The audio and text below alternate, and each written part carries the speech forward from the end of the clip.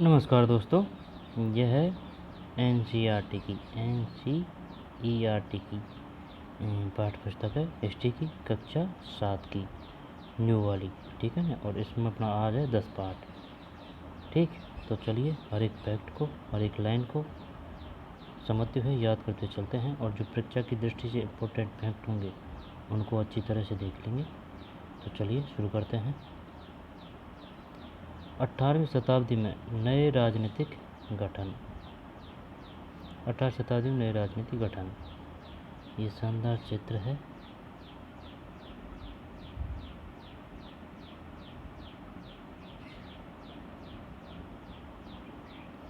यदि आप मानचित्र 1 और 2 को ध्यानपूर्वक देखेंगे तो आपको पता चलेगा कि 18वीं शताब्दी के पूर्वार्ध के दौरान उपमहाद्वीप में कुछ विशेष रूप से उल्लेखनीय घटनाएं घटी। गौर कीजिए कि कई स्वतंत्र राज्यों के उदय से मुगल साम्राज्य की सीमा किस तरह से बदली। आप यह भी देखें कि 1765 तक एक अन्य शक्ति यानी ब्रिटिश सत्ता ने पूर्वी भारत के बड़े बड़े हिस्सों को सफलतापूर्वक हड़प लिया था। आप यह भी देखें कि 1765 तक एक अन्य शक्ति यानी कि ब्रिटिश सत्ता ने पूर्वी भारत के बड़े बड़े हिस्सों को सफलतापूर्वक हड़प लिया था। ये मानचित्र 18वीं शताब्दी में नए राज्यों का गठन, ये मानचित्र हमें यह दर्शाते हैं कि 18वीं शताब्दी एक ऐसी अवधि थी जब भारत में राजनीतिक परिस्थितियाँ अपेक्षाकृत एक छोटे से समयांतराल में बड़ी तेज़ी से अचानक बदलनी शुरू हुई। इस अध्याय में हम 18वीं शताब्दी के पूर्वार्ध, मोटे तौर पर 1707 में जब औरंगजेब की मृत्यु हुई थी से 1761 तक जब पानीपत की तीसरी लड़ाई हुई, उनका अध्ययन करेंगे। ठीक, मोटे तौर पर 1707 में जब औरंगजेब की मृत्यु हुई थी से 1761 तक जब पानीपत की तीसरी लड़ाई हुई के दौरान उपमहाद्वीप में उत्पन्न हुई नई राजनीतिक शक्तियों के बारे में पढ़ेंगे। ये है मुगल साम्राज्य की बाहरी सीमा 1700। ठीक, ये सीमा है मुगल साम्राज्य की। 1700 ईस्वी की बात है। हैदराबाद, मराठा, पूना, बड़ौदा, भोपाल, मालवा, मुर्शिदाबाद, है ना, और जो बड़ौदा, भोपाल, जोधपुर, ये यहाँ तक ही है पूरी सीमा इधर होके। पूर्व भारत हो, पाकिस्तान और पाकिस्तान अफगानिस्तान, लाहौर सिख, पानीपत, दिल्ली, जयपुर, जोधपुर, यहाँ पे सिख है, यहाँ पे जाट है, अवध, गुजरात, मालवा, बंगाल, मुर्शिदाबाद, लखनऊ की अवध है ना, और लाहौर, और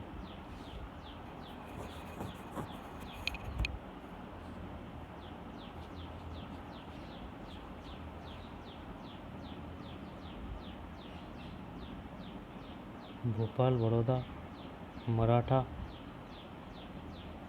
है ना, हैदराबाद, ये सीमा थी 1700 ईस्वी में।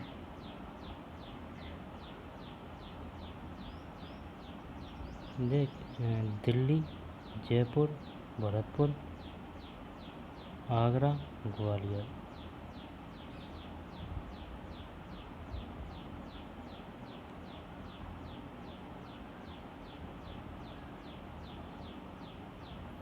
अब अगले को देखते हैं।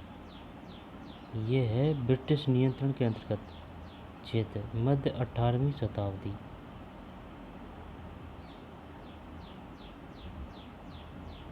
उत्तरी सरकार, है ना, और ये शुरू इधर ही आए थे।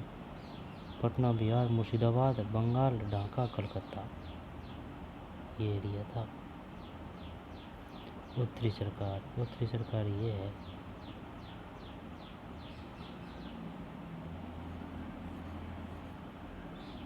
इतने सही है। 18वीं शताब्दी में आए। 19वीं शताब्दी में तो बहुत हो होगा। 19वीं शताब्दी को दिया क्षेत्र, हाँ, वाह को नहीं।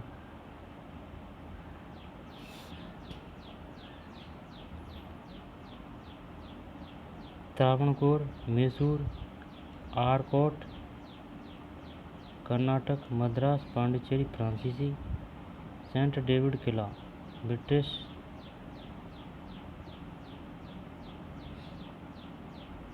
गोवा पुर्तगाली।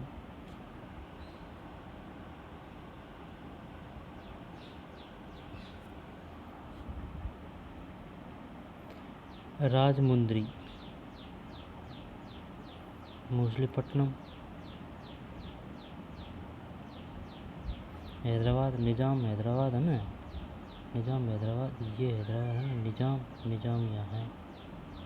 और मराठा, दीव दमन ब्रिटिश बम्बई, सूरत, गोवा पुर्तगाली,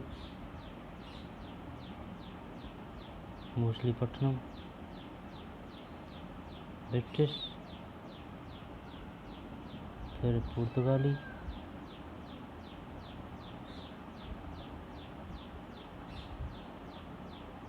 कर्नाटक,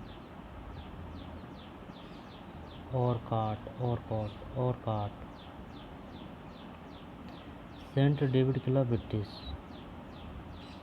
पांडिचेरी में फ्रांसीसिया, मद्रास,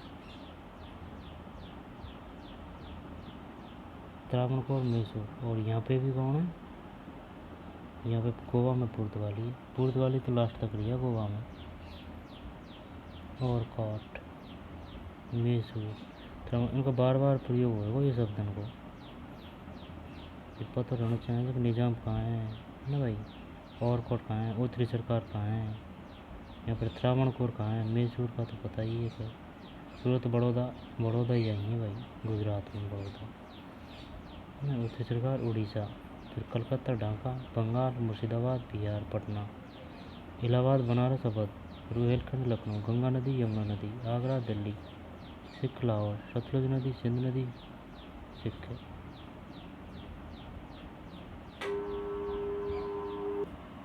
इसको दोबारा से देख लेते हैं।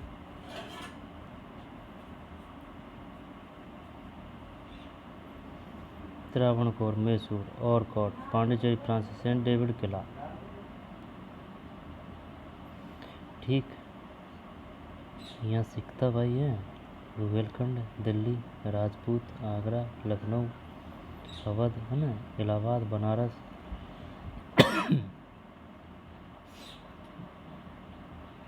ब्रिटिश नियंत्रण के अंतर्गत मध्य 18वीं शताब्दी। सेंट डेविड किला, पांडिचेरी फ्रांसीसी, मद्रास, गोवा पुर्तगाली, आरकोट, मैसूर, त्रावणकोर, हैदराबाद, निजाम, मराठा, पूना, फिर उड़ीसा, गुजरात, बड़ौदा, सिंध, दिल्ली, आगरा, रुहेलखंड, लखनऊ, अवध, इलाहाबाद, बनारस, ठीक। बिहार, बंगाल, ढाका, कलकत्ता, मुर्शिदाबाद, पटना, यहाँ अंग्रेजों का शासन था भाई। अब है, हमें यह दर्शाते हैं कि 18वीं शताब्दी एक ऐसी अवधि थी जब भारत में राजनीतिक परिस्थितियाँ अपेक्षाकृत एक छोटे से समय में बड़ी तेज़ी से अचानक बदलनी शुरू हो गई थी। इस अध्याय में हम 18वीं शताब्दी के पूर्वार्ध, मोटे तौर पर 1707 में जब औरंगजेब की मृत्यु हुई थी से 1761 तक जब पानीपत की तीसरी लड़ाई हुई के दौरान उपमहाद्वीप में उत्पन्न हुई नई राजनीतिक शक्तियों के बारे में पढ़ेंगे। मुगल साम्राज्य और परिवर्तित मुगलों के लिए संकट की स्थिति। मुगल साम्राज्य और परिवर्तित मुगलों के लिए संकट की स्थिति। अध्याय 4 में आपने देखा था कि मुगल साम्राज्य अपनी सफलता की ऊंचाई पर किस प्रकार पहुंचा था और फिर 17वीं शताब्दी के अंतिम वर्षों में उसके सामने तरह तरह के संकट किस प्रकार खड़े होने लगे। ऐसा अनेक कारणों से बादशाह औरंगजेब ने दक्कन में 1679 से लंबी लड़ाई लड़ते हुए साम्राज्य के सैन्य और वित्तीय संसाधनों को बहुत अधिक खर्च कर दिया था। किसने? औरंगजेब ने। दक्कन या दक्षिण में, और यह दक्कन की बात औरंगजेब ने दक्कन का अभियान कब किया था? 1679 यानी 7/9। औरंगजेब के उत्तराधिकारियों के शासनकाल में साम्राज्य की प्रशासन की कार्यकुशलता समाप्त होने लगी। ठीक है भाई। और मनसबदारों के शक्तिशाली वर्गों को बस में रखना केंद्रीय सत्ता के लिए कठिन हो गया। सूबेदार के रूप में नियुक्त अभिजात अक्सर राजस्व और सैन्य प्रशासन, दीवानी एवं फौजदारी दोनों कार्यालयों पर नियंत्रण रखते थे। इसमें मुगल साम्राज्य के विशाल क्षेत्रों पर उन्हें विस्तृत राजनीतिक, आर्थिक और सैन्य शक्तियाँ मिल गई। जैसे जैसे सूबेदारों ने प्रांतों पर अपना नियंत्रण शुरू किया, राजधानी में पहुंचने वाले राजस्व की मात्रा में कमी आती गई। जैसे जैसे सूबेदारों ने प्रांतों पर अपना नियंत्रण सुदृढ़ किया, राजधानी में पहुंचने वाले, हाँ बे माही ले लेगा जब राजधानी में किसान जाएगा हो जाए, थोड़ा बहुत भेजा है बे। हाँ, बात यह है भाई देख, विस्तृत राजनीतिक, आर्थिक और सैन्य शक्तियाँ मिल गई। जैसे जैसे सूबेदारों ने प्रांतों पर अपना नियंत्रण सुदृढ़ किया, राजधानी में पहुंचने प्रांतों में, ठीक, और यह राजधानी जब नहीं बिन पे उनको सिंहासन और नियंत्रण कठोर हो जाएगा तो यहाँ कम पहुँचेगा माल पानी और कहीं, इसमें राजस्व की मात्रा में कमी आती गई। उत्तरी तथा पश्चिम भारत के अनेक हिस्सों में हुए जमींदारों और किसानों के विद्रोहों और कृषक आंदोलनों ने इस समस्याओं को और भी गंभीर बना दिया। कभी कभी ये विद्रोह बढ़ते हुए करों के भार के विरुद्ध किए गए थे और कभी कभी ये शक्तिशाली सरदारों के द्वारा अपनी स्थिति को सुदृढ़ बनाने की कोशिश थी। अतीत में भी विद्रोही समूह ने मुगल सत्ता को चुनौती दी थी, परंतु अब ऐसे समूह ने क्षेत्र के आर्थिक संसाधनों का प्रयोग अपनी स्थितियों को मजबूत करने के लिए किया। जिस तरह से धीरे धीरे राजनीतिक व आर्थिक सत्ता प्रांतीय सूबेदारों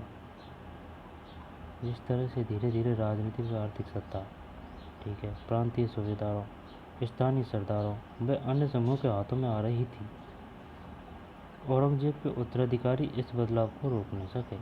यानी कि बिन पकड़ से बाहर जा रही बात, कंट्रोल हो रही बात भाई। भरपूर फसल और खाली तिजोरी, ठीक है, पहले इनको देख लेते हैं। ये तो देख लिया अपन, ये नक्शा है।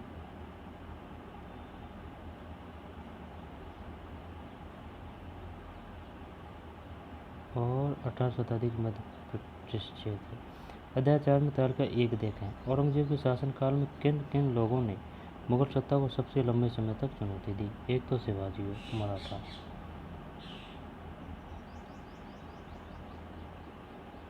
अब है भरपूर फसल और काली तिजोरियाँ। एक तत्कालीन लेखक ने साम्राज्य के वित्तीय दिवालियेपन का वर्णन इन शब्दों में किया है।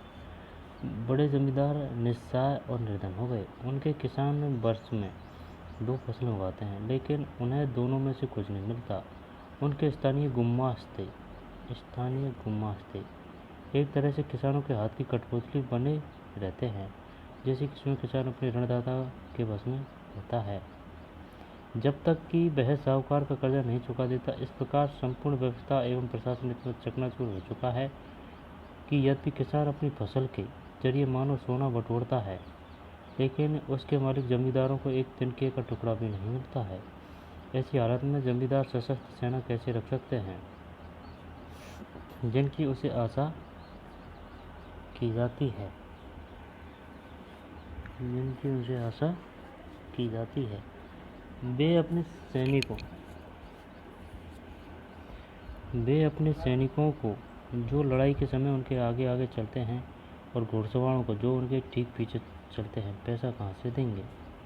इस आर्थिक राजनीतिक संकट के बीच ईरान के शासक नादिर शाह ने 1739 में दिल्ली पर आक्रमण किया और संपूर्ण नगर को लूटकर बड़ी मात्रा में धन दौलत ले गया। नादिर शाह के आक्रमण के बाद अफगान शासक अहमद शाह अब्दाली के आक्रमण का तांता लगा रहा। इनमें कंफ्यूज होते हैं अपन, एक तो यामे है ना, कौन सा, नादिर शाह और एक अहमद शाह अब्दाली। जब सबसे पहला आक्रमण किया नादिर शाह ने 1739 में, ठीक, यही लेगा वे जहाज बेकाइयाँ आता तख्ते ताउत वगैरह इनको, कौन, नादिर शाह है। अफगान शासक अहमद शाह अब्दाली के आक्रमण का तांता लगा रहा। उसने 1748 से 1761 के बीच 5 बार उत्तरी भारत पर आक्रमण किया और लूटपाट मचाई। किसने, अहमद शाह अब्दाली ने। 1748 से 61 और नादिर शाह है 1739।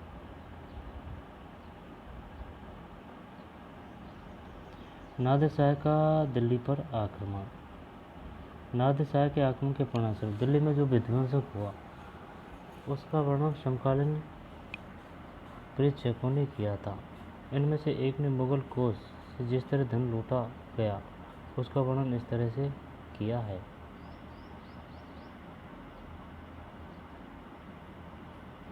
समकालीन प्रेक्षकों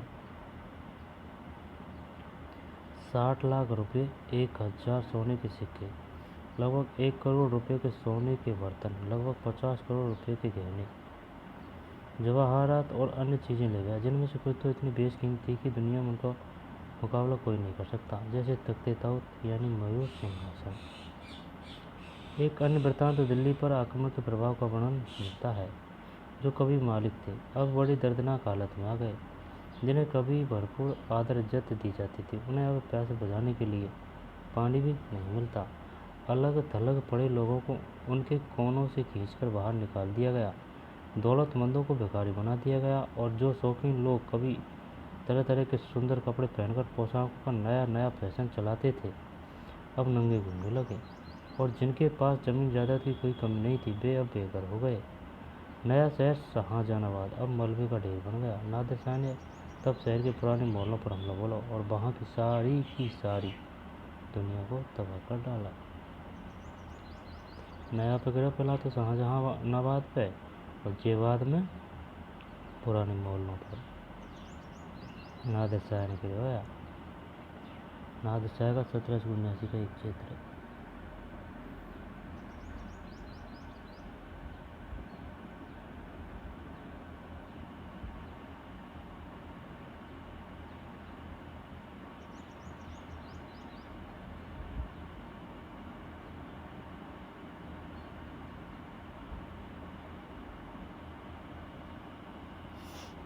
नादिर शाह का चित्र है भाई साहब।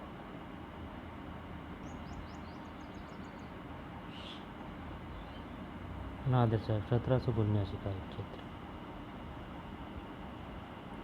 साम्राज्य पर सब ओर से दबाव तो पड़ ही रहा था। अभिजातों के विभिन्न समूह, अभिजात कुआरों समझ मारी। अभिजात किसे कहते हैं?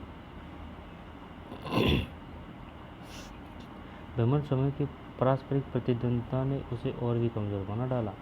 ये अभिजात दो बड़े गुटों में बटे हुए थे, ईरानी और तुर्रानी।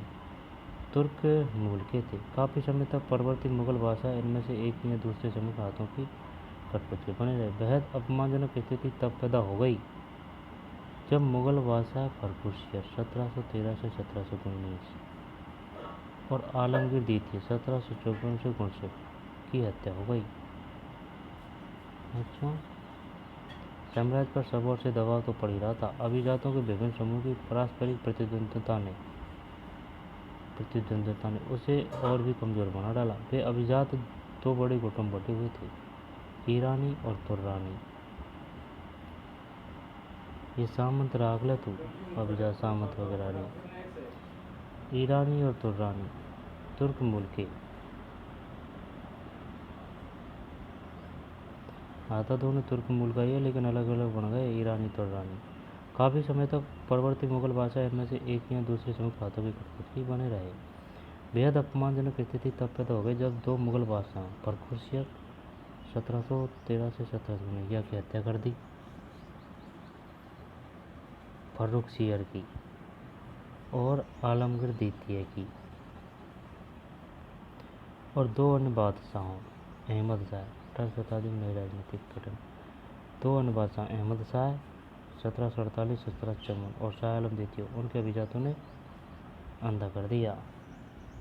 ये अभिजात भी है अमीर, यानी कि वे उनको गुलाम उनको वे सामंत तो ये अमीर वर्गन को अमीरा इन्हें राख ले तू गोटा इनका।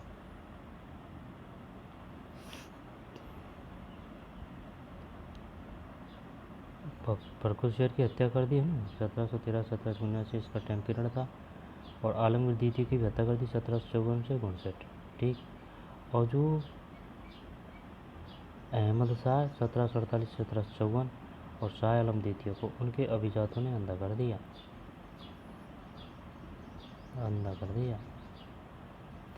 नए राज्यों का गठन। एक अभिजात के दरबार में स्वागत करते हुए परकुशियर।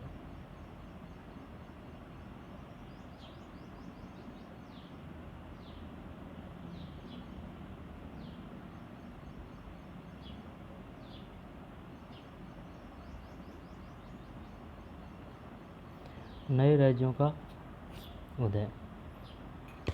मुगल सम्राटों की सत्ता के पतन के साथ साथ बड़े प्रांतों के सूबेदारों और बड़े जमींदारों ने उपमहाद्वीप के विभिन्न भागों में अपनी शक्ति और प्रबल बना दी। 18वीं शताब्दी के दौरान मुगल साम्राज्य धीरे धीरे कई स्वतंत्र क्षेत्रीय राज्यों में बिखर गया।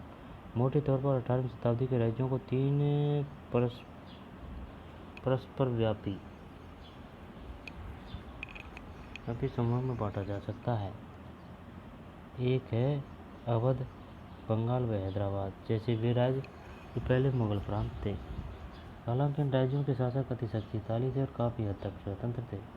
उन्होंने मुगल साम्राज्य से औपचारिक तौर पर अपने संबंध नहीं तोड़े। मोटे तौर पर 18वीं शताब्दी के राज्यों को 3 परस्पर व्यापी समूहों में बांटा जा सकता है।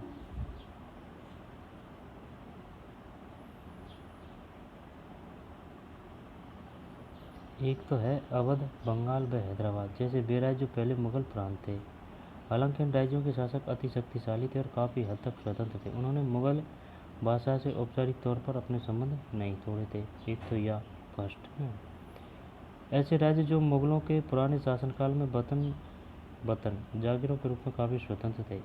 इनमें कई राजपूत प्रदेश भी शामिल थे।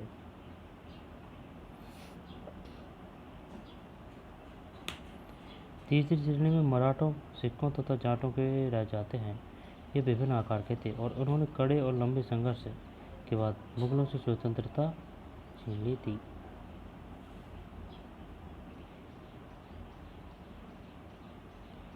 अवध, बंगाल व हैदराबाद जैसे वे राज्य जो पहले मुगल प्रांत थे। हालांकि इन राज्यों के शासक अति शक्तिशाली थे और काफ़ी हद तक स्वतंत्र थे। उन्होंने मुगल बादशाह से औपचारिक तौर पर अपने संबंध नहीं तोड़े। एक तो ये है ना भाई, मैंने तो बिन की लेकिन ये एकदम स्वतंत्रता निरागले और शक्तिशाली है। अवध, बंगाल व हैदराबाद। दूसरी, ऐसे राज्य जो मुगलों के पुराने शासनकाल में वतन जागीरों के रूप में काफ़ी स्वतंत्र थे। वतन जागीरों, इनमें कई राजपूत प्रदेश भी शामिल थे। तथा तीसरी श्रेणी में मराठों, सिखों तथा जाटों के राज्य आते हैं। ये विभिन्न आकार के थे और इन्होंने कड़े, लंबे और सशस्त्र संघर्ष के बाद मुगलों से स्वतंत्रता छीनकर ली थी। मराठों, सिखों और जाटों के पुराने मुगल प्रांत।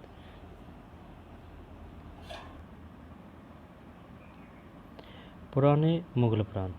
पुराने मुगल प्रांतों में जिन उत्तराधिकारी राज्यों का उद्भव हुआ उनमें से 3 राज्य प्रमुख थे। पुराने मुगल प्रांतों से जिन उत्तराधिकारी राज्यों का उद्भव हुआ उनमें से 3 राज्य प्रमुख थे। पुराने मुगल प्रांत मतलब यानी कि इनका वंशनकाय आई समझ में। और स्वतंत्र स्थापित हो गए, स्वतंत्र हुआ। अवध, बंगाल और हैदराबाद। अवध, बंगाल और हैदराबाद ये तीनों ही राज्य उच्च मुगल अभिजातों द्वारा स्थापित किए गए थे। उच्च मुगल अभिजातों ये अभिजात भी है ना, इनका दास आई समझ में। इनका दास जिनको इनने ऊंचा पद पर स्थापित कर दिया वही है ये अभिजात। इन तीनों राज्यों के संस्थापक सादत खान अवध, मुर्शिद कुली खान बंगाल और आसफ जहां हैदराबाद। ये क्वेश्चन आएगा भाई कि बताइए अवध की स्थापना किसने की थी स्वतंत्र राज्य की।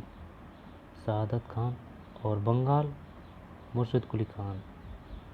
ठीक है, अवध सादत खान मुर्शिद कुली खान बंगाल और आसफ जहां हैदराबाद। क्वेश्चन आएगा बताइए मुर्शिद कुली खान ने किससे स्वतंत्र राज्य की स्थापना की थी। यहाँ पर बंगाल में स्वतंत्र राज्य की स्थापना किसने की थी। बंगाल मुर्शिद कुली खान और अवध सादत खान। अवध सादत खान। बंगाल मुर्शिद कुली खान और हैदराबाद आसफ जहां। ऐसे व्यक्ति था जिनका मुगल दरबार में ऊंचा स्थान था। मुगल बादशाहों को उन पर भरोसा और विश्वास था। आसफ जहां और मुर्शिद कुली खान दोनों को 7,000 का दर्जा मिला हुआ था, जबकि सादत खान की जात 6,000 था। आसफ जहां कौन सा है लास्ट को, हैदराबाद वालों। आसफ जहां और मुर्शिद कुली खान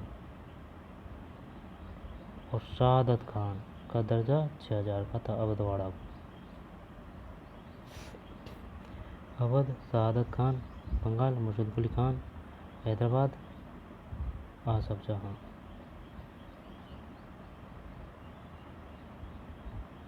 हैदराबाद अब आ रही है हैदराबाद, ठीक। निजाम उल मुल्क आसफ जहां।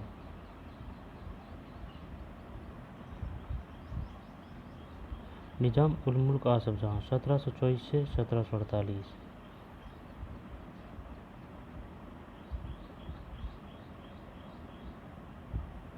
यह टाइम पीरियड 1724 से 1748। निजाम उल मुल्क आसफ जहां जिसने हैदराबाद राज्य की स्थापना की थी। मुगल बादशाह भरपूर शेर के दरबार का एक अत्यंत शक्तिशाली सदस्य था। उसे सर्वप्रथम अवध की सूबेदारी सौंपी गई और बाद में उसे दक्कन का कार्यभार दे दिया गया।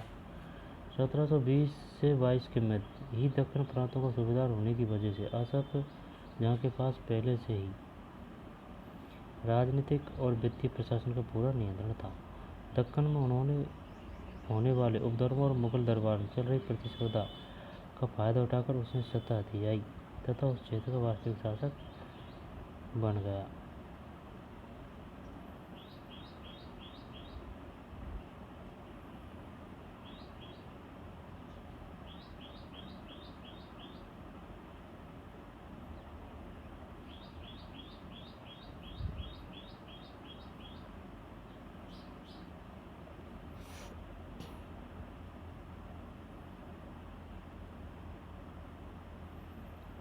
निजाम उल मुल्क आसफ जहां 1724 से 1748 जिसने हैदराबाद राज्य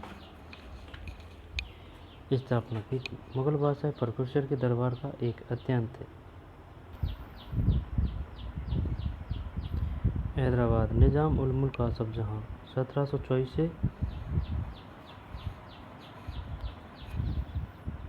1748 जिसने हैदराबाद राज्य की स्थापना की थी। निजाम उल मुल्क आसफ जहां पूर्व नाम है 1724 से 1748 हैदराबाद राज्य की स्थापना की। 1000 का मनसूबा है आपको। आसफ जहां हैदराबाद है ना, और मुर्शिद कुली खान को 7,000 को। आसफ जहां शहादत खान कन्फ्यूज कर रहा है, शहादत खान को 6,000।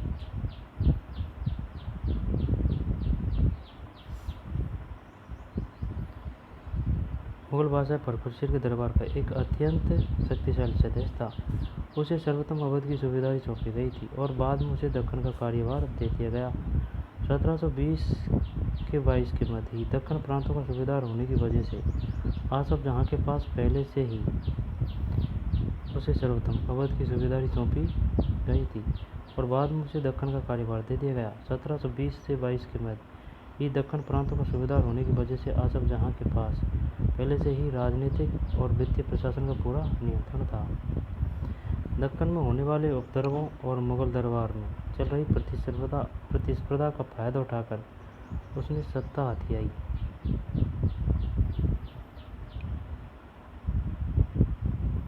तथा उस क्षेत्र का वास्तविक शासक बन गया।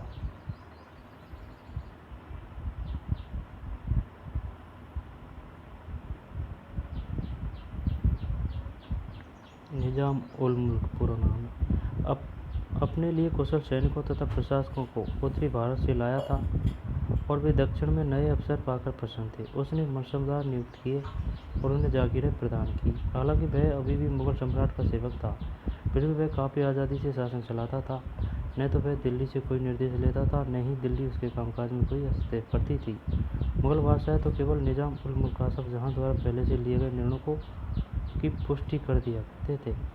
हैदराबाद राज्य पश्चिम की ओर मराठों के विरुद्ध और पठारी क्षेत्र के स्वतंत्र तेलुगु सेनानायकों के साथ युद्ध करने में सदा संलग्न रहता था। हैदराबाद राज्य पश्चिम की ओर मराठों के विरुद्ध और पठारी क्षेत्र के स्वतंत्र तेलुगु सेनानायकों के साथ युद्ध करने में सदा संलग्न रहता था। पूर्व में निज़ाम उल मुल्क आसफ जहाँ कोरोमंडल तट पर कोरोमंडल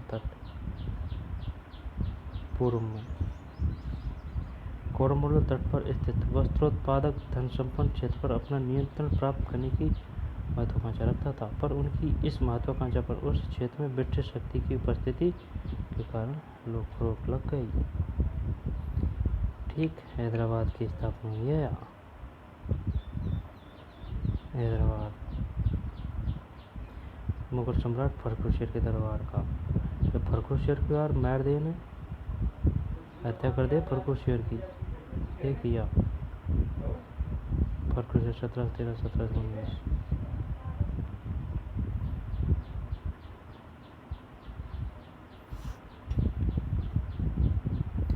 निज़ाम की फौज। हैदराबाद के निज़ाम के निजी सैनिकों का एक वर्णन। 1790। निज़ाम की फौज।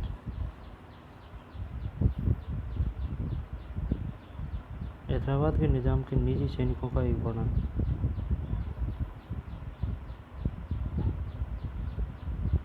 1790। निज़ाम के पास 400 हाथियों की सवारी है। उसके पास कई हजार घुड़सवार रहते हैं। इन अत्यंत कुशल और अति सुंदर सजे हुए सवारों का सांकेतिक वेतन 100 रुपये से ज़्यादा है। निज़ाम की फौज। हैदराबाद के निज़ाम के निजी सैनिकों का एक वर्णन। 1790। निज़ाम के पास 400 हाथियों की सवारी है। ठीक, उसके आसपास कई हजार घुड़सवार रहते हैं। एक अत्यंत कुशल और अति सुंदर सजे हुए सवारों का सांकेतिक वेतन 100 रुपये से ज़्यादा है। अवध। बुरहान उल मुल्क सादत खान को 1722 में अवध का सूबेदार नियुक्त किया गया। बुरहान उल मुल्क सादत खान को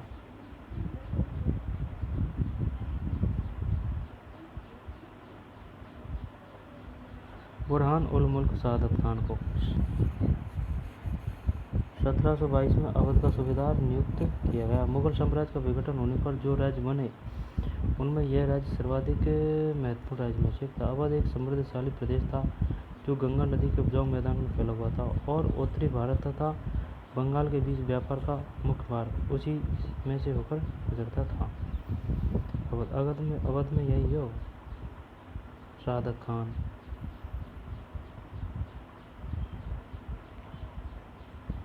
निज़ाम उल मुल्क आसफ जहाँ, यही तो हैदराबाद में निज़ाम उल मुल्क आसफ जहाँ है और शहादत खान लगे चेकू था 6000। अवध शहादत में दे है ना, अवध अवैध में दे से थे, शहादत अवैध है।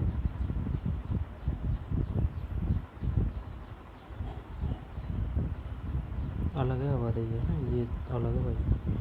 बुरहान उल मुल्क और बापू का नाम निज़ाम उल मुल्क आसफ जहाँ है और बुरहान उल मुल्क शहादत खान। उल मुल्क दोनों में है ना, ये शहादत खान है, ये आसफ जहाँ है। अवध। बुरहान उल मुल्क शहादत खान को 1722 में अवध का सूबेदार नियुक्त किया गया। मुगल सम्राट का विघटन होने पर जो राज्य बने उनमें यह राज्य सर्वाधिक महत्वपूर्ण राज्य में से एक था। अवध एक समृद्धशाली प्रदेश था है ना, जो गंगा नदी के उपजाऊ मैदान फैला हुआ था और उत्तरी भारत तथा बंगाल के बीच का व्यापार का मुख्य मार्ग उसी से होकर गुजरता था। बुरहान उल मुल्क ने भी अवध की सूबेदारी, दीवानी और फौजदारी एक साथ अपने हाथ में ले ली। दीवानी फौजदारी अवध की सूबेदारी, दीवानी फौजदारी एक साथ अपने हाथ में ले ली और सूबे के राजनीतिक, वित्तीय और सैनिक मामलों का एकमात्र कर्ता-धर्ता बन गया। बुरहान उल मुल्क ने अवध क्षेत्र में मुगल प्रभाव को कम करने की कोशिश के चलते मुगलों द्वारा नियुक्त अधिकारियों, जागीरदारों की संख्या में कटौती कर दी।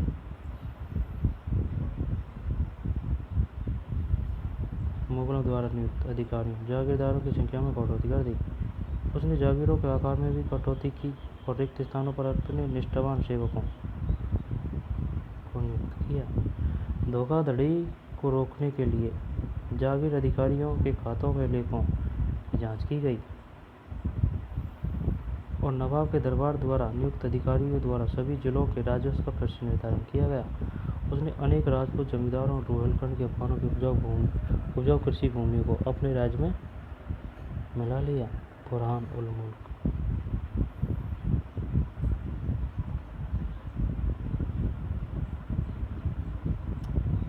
तगड़ा यार, डील तगड़ो यार बुरहान उल मुल्क को, है ना।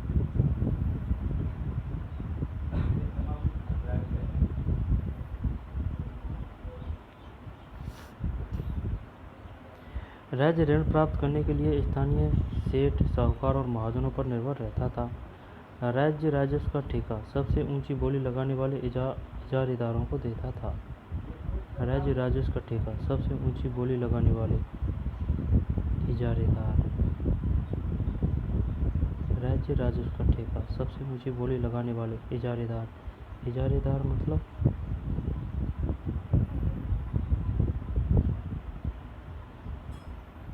इजारेदार राज्य को एक निश्चित रकम के भुगतान का वचन देते थे। स्थानीय साहूकार राज्य को ठेके की इस रकम के भुगतान की गारंटी देते थे। दूसरी ओर इजारेदारों को कर का मूल्यांकन करने और उसे एकत्र करने की खासी छूट दे दी गई। इन परिवर्तनों के फलस्वरूप साहूकारों और महाजनों जैसे कई नए सामाजिक समूह राज्य की राजस्व प्रणाली के प्रबंधन को प्रभावित करने लगे। पहले ऐसा कभी नहीं हुआ था। अच्छा, बंगाल अपने राज्य को सुदृढ़ करने की कोशिश में मुगल सूबेदार दीवान के कार्यालय पर भी क्यों नियंत्रण जमाना चाहते थे।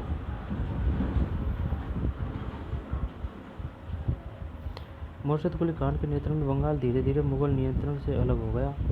मुर्शिद कुली खान बंगाल के नायब थे, यानी कि प्रांत के सूबेदार के प्रतिनियुक्त थे। यद्यपि मुर्शिद कुली खान औपचारिक रूप से सूबेदार कभी नहीं बना, उसने बहुत सुंदर सूबेदार के पद से जुड़ी हुई सत्ता अपने हाथ में ले ली। बंगाल मुर्शिद कुली खान के नेतृत्व में बंगाल धीरे धीरे मुगल नियंत्रण से अलग हो गया। मुर्शिद कुली खान बंगाल के नायब थे, यानी कि प्रांत के सूबेदार के प्रति नियुक्त थे। यद्यपि मुर्शिद कुली खान औपचारिक रूप से सूबेदार कभी नहीं बना, उसने बहुत जल्द सूबेदार के पद से जुड़ी सत्ता अपने हाथ में ले ली। हैदराबाद और अवध के शासकों की तरह उसने भी राज्य के राजस्व प्रशासन पर अपना नियंत्रण जमाया। बंगाल के मुगल प्रभाव को कम करने के लिए उसने बंगाल के राजस्व का बड़े पैमाने पर पुनर्निर्धारण करने का आदेश दिया। सभी जमींदारों से बड़ी कठोरता से राजस्व नकद वसूल किया जाता। परिणामस्वरूप बहुत से जमींदारों को महाजनों तथा साहूकारों से उधार लेना पड़ता था। जो लोग राजस्व का भुगतान नहीं कर पाते, उन्हें मजबूरन अपनी जमीनें बड़े जमींदारों को बेचनी पड़ती थी। अच्छा,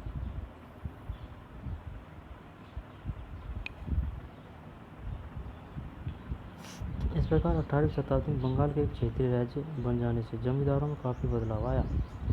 राज्य और साहूकारों के बीच हैदराबाद तथा अवध में जो घनिष्ठ संबंध था, राज्य और साहूकारों के बीच हैदराबाद तथा अवध में जो घनिष्ठ संबंध था, वह अलीवर्दी खान के शासनकाल 1740 से 1756 के बंगाल में भी स्पष्ट दिखाई दिया।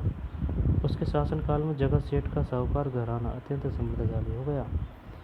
जगत सेठ का साहूकार घराना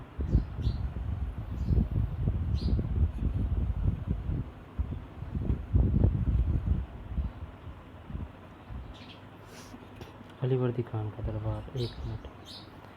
इस प्रकार 18वीं शताब्दी में बंगाल के एक क्षेत्रीय राज्य बन जाने से जमींदारों में काफ़ी बदलाव आया। राज्य और साहूकारों के बीच हैदराबाद तथा अवध में जो घनिष्ठ संबंध था वह अलीवर्दी खान के शासनकाल 1740 से 1756 में बंगाल में भी स्पष्ट दिखाई दिया। उसके शासनकाल में जगत सेठ का साहूकार घराना अत्यंत समृद्धशाली हो गया। अलीवर्दी खान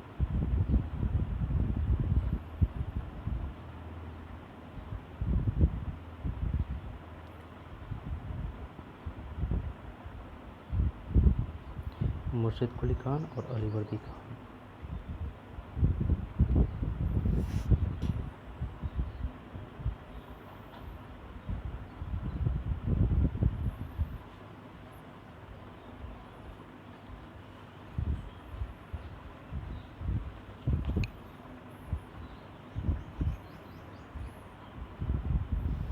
अलीवर्दी खान का दरबार। अलीवर्दी खान का दरबार अलीवर्दी खान के था भाई शाहबाज। अलीवर्दी खान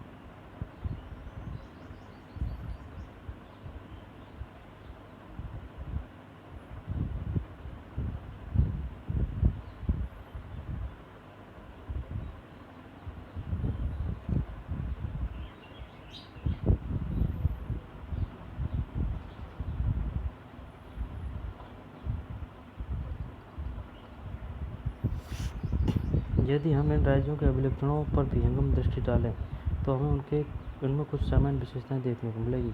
प्रथम, यदि बड़े राज्य पुराने मुगल अभिजातों द्वारा स्थापित किए गए थे, ये अभिजात कुछ प्रशासनिक व्यवस्थाओं के प्रति संदेहास्पद थे जो उन्हें उत्तराधिकार में मिले थे। विशेषतः वे जागीरदारी व्यवस्था को अत्यंत संदेह की दृष्टि से देखा करते थे। दूसरा, उनके कर प्राप्त करने के तरीके मुगलों से भिन्न थे। कर संग्रह के लिए राज्य के अधिकारियों पर निर्भर न रहकर तीनों राज्य हैदराबाद, अवध, बंगाल में राजस्व वसूली के लिए इजारेदारों के साथ ठेके कर लिए। इजारेदारी की प्रथा जो मुगलों द्वारा पूर्णतः नापसंद की गई थी, 18वीं शताब्दी में समस्त भारत में फैल गई थी। तथापि देहात के उसके प्रभाव में क्षेत्रीय भिन्नताएं थी। इन सभी क्षेत्रीय राज्यों में तीसरा सामान्य लक्षण यह था कि उन्हें राज्य और धनी महाजनों तथा वणिक जनों के बीच संबंध उभरने लगे। इन सभी क्षेत्रीय राज्यों में तीसरा सामान्य लक्षण यह था कि उनमें राज्य और धनी महाजनों तथा वणिक जनों के बीच संबंध उभरने लगे। वे साहूकार महाजन लोग लगान वसूल करने वाले इजारदारों को पैसा उधार देते थे। बदले में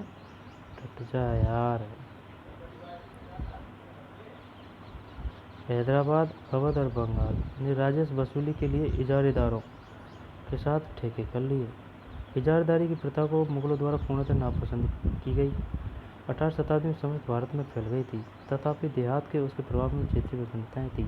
इन सभी क्षेत्रीय राज्यों में तीसरा सामान्य लक्षण यह था कि उनमें राज्य और धनी महाजनों तथा वणिक जनों के बीच संबंध बनने लगे।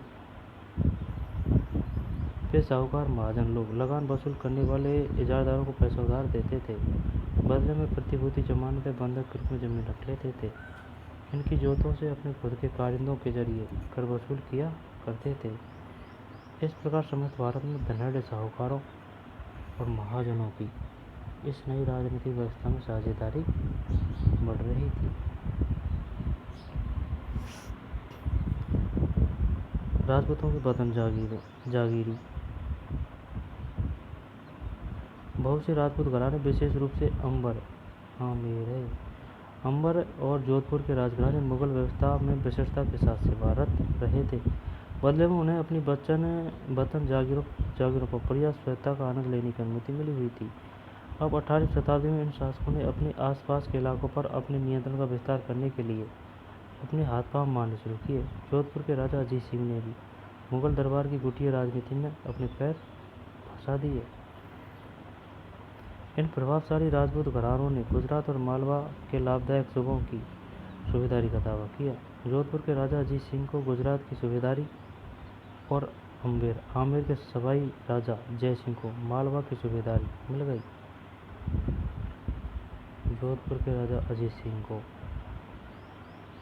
गुजरात की सूबेदारी और आमेर के सवाई राजा जय सिंह को मालवा की सूबेदारी मिल गई। बादशाह जहांगीर शाह ने 1713 में इन राज्यों के इन पदों का नवीनीकरण कर दिया। उन्होंने अपने वतनों के पास पड़ोस के शाही इलाकों के कुछ हिस्सों पर कब्जा करने की भी कोशिश की। जोधपुर राजघराने ने नागौर को जीत लिया और अपने राज्य में ला लिया। दूसरी ओर अंबर ने भी बूंदी के बड़े बड़े हिस्सों पर अपना कब्जा कर लिया। सवाई राजा जयसिंह ने जयपुर में अपनी नई राजधानी स्थापित की और उसे 1722 में आगरा की सूबेदारी दे दी गई।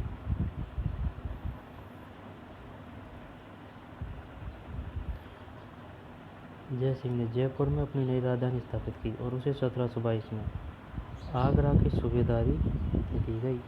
1740 के दशक से राजस्थान में मराठों के अभियानों ने इन रजवाड़ों पर भारी दबाव डालना शुरू कर दिया, जिससे उनका अपना विस्तार आगे होने से रुक गया।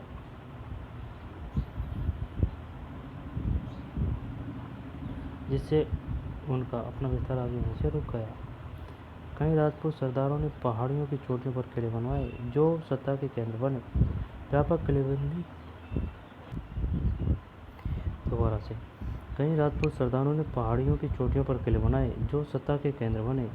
व्यापक किलेबंदी के साथ इन भव्य संरचनाओं में नगर, महलें, मंदिर, व्यापारिक केंद्र, जल संग्रहण संरचनाएं और अन्य इमारतें होती थी। चित्तौड़गढ़ किले में तालाब, कुंडी, कुएं, बावली जैसे कई जल निकाय थे। चित्तौड़गढ़ किला राजस्थान।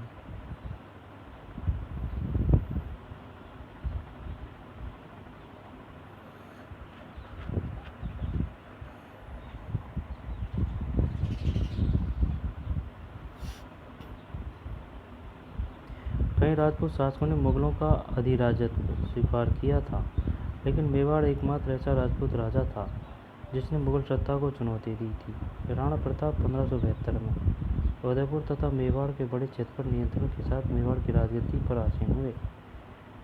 राणा के पास मुगल अधिराज्यत्व को स्वीकार करने के लिए कई दूतों को भेजा गया, लेकिन वे अपने निर्णय पर दृढ़ रहे। कई राजपूत शासकों ने मुगलों का अधिराज्यत्व स्वीकार किया था, लेकिन मेवाड़ एकमात्र ऐसा राजपूत राज्य था जिसने मुगल सत्ता को चुनौती दी। राणा प्रताप 1572 उदयपुर तथा मेवाड़ के बड़े क्षेत्र पर नियंत्रण के साथ मेवाड़ की राजगद्दी पर आसीन हुए। राणा के पास मुगल अधिराज्यत्व को स्वीकार करने के लिए कई दूतों को भेजा गया, लेकिन वे अपने नियंत्रण पर दृढ़ रहे।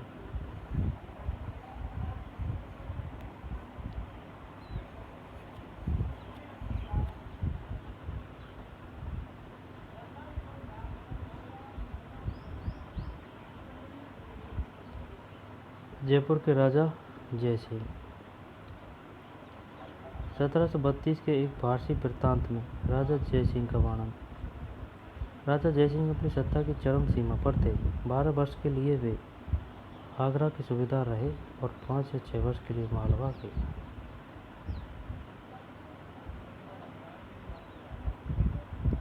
जयपुर के राजा जयसिंह। 1732 के एक फारसी वृत्तांत में राजा जयसिंह का वर्णन। राजा जयसिंह अपनी सत्ता की चरम सीमा पर थे। 12 वर्ष के लिए वे आगरा के सूबेदार रहे और 5 या 6 वर्ष के लिए मालवा के। उनके पास विशाल सेना, तोपखाना तथा भारी मात्रा में धन संपदा थी। उनका प्रभाव दिल्ली से लेकर नर्मदा के तट तक फैला हुआ था।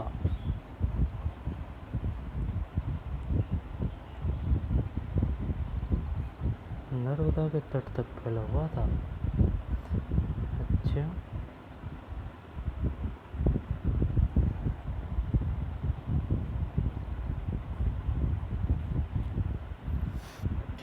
जयपुर में जंतर मंतर।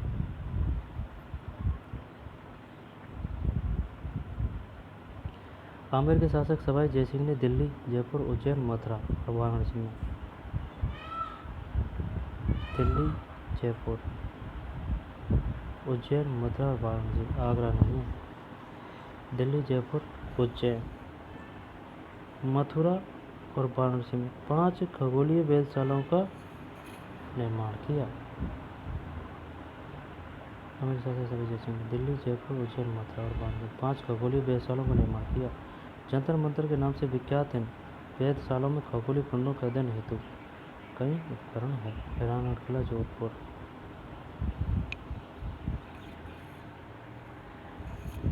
मेहरानगढ़ किला, जोधपुर।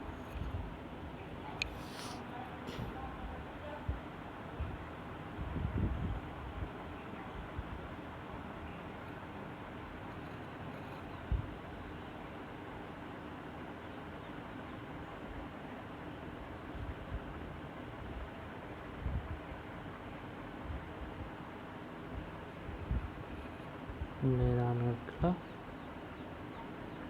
जोधपुर।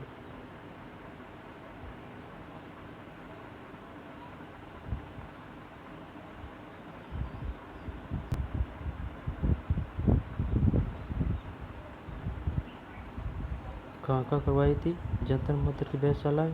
दिल्ली है, जयपुर है, उज्जैन है, वाराणसी। और 10-11 साल 12 वर्ष के लिए तो आगरा की सूबेदारी, 5 से 6 वर्ष के लिए मालवा फारसी बेताब में 1732।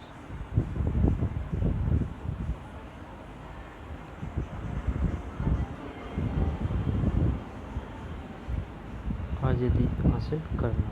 सिख। अध्याय 8 में आपने पढ़ा कि 17वीं शताब्दी के दौरान सिख एक राजनीतिक समुदाय के रूप में गठित हो गए। इससे पंजाब के क्षेत्रीय राज्य निर्माण को बढ़ावा मिला।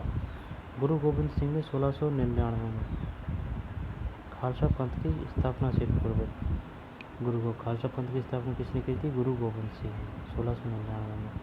स्थापना से पूर्व उसके पश्चात राजपूत व मुगल शासकों के खिलाफ कई लड़ाइयाँ लड़ी। 1708 में गुरु गोविंद सिंह की मृत्यु के बाद बंदा बहादुर के नेतृत्व में खालसा ने मुगल सत्ता के खिलाफ विद्रोह किए। राज्य निर्माण को बढ़ावा मिला।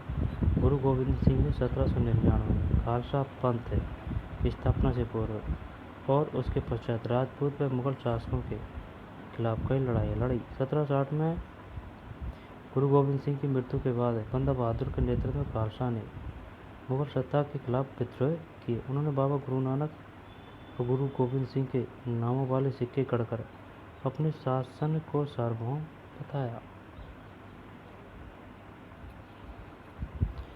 राज्य निर्माण को बढ़ावा मिला। गुरु गोविंद सिंह ने 1699 में खालसा पंथ की स्थापना से पूर्व खालसा पंथ की स्थापना किसने की थी? गुरु गोविंद सिंह ने। 1699 में।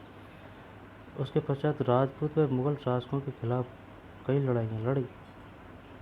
1760 में गुरु गोविंद सिंह की मृत्यु के बाद बंदा बहादुर के नेतृत्व में खालसा ने मुगल सत्ता के खिलाफ विद्रोह किया। 1708 में बंदा बहादुर के दोबारा से देखते हैं। राज्य निर्माण को बढ़ावा मिला। गुरु गोविंद सिंह ने 1699 में खालसा पंथ की स्थापना से पूर्व और उसके पश्चात राजपूत व मुगल शासकों के खिलाफ कई लड़ाइयाँ लड़ी।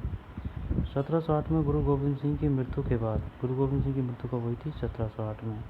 खालसा पंथ की स्थापना किसी की? गुरु गोविंद सिंह ने। 1708 के बाद गुरु गोविंद सिंह के बाद में कौन सिख के गुरु बना था? बंदा बहादुर। विद्रोह किसके नेतृत्व में किया? खालसा, जो गुरु गोविंद सिंह ने स्थापित किया था। उन्होंने बाबा गुरु नानक और गुरु गोविंद सिंह के नामों वाले सिक्के गढ़कर अपने शासन को सार्वभौम बताया। ठीक, गुरु नानक और गुरु गोविंद सिंह के नामों वाले सिक्के गढ़कर सिक्के चला दिया भाई, सार्वभौम बताया। सतलज और यमुना नदियों के बीच के क्षेत्र में उन्होंने अपने प्रशासन की स्थापना की और 1715 में बंदा बहादुर को बंदी बना लिया गया और उसे 1716 में मार दिया गया।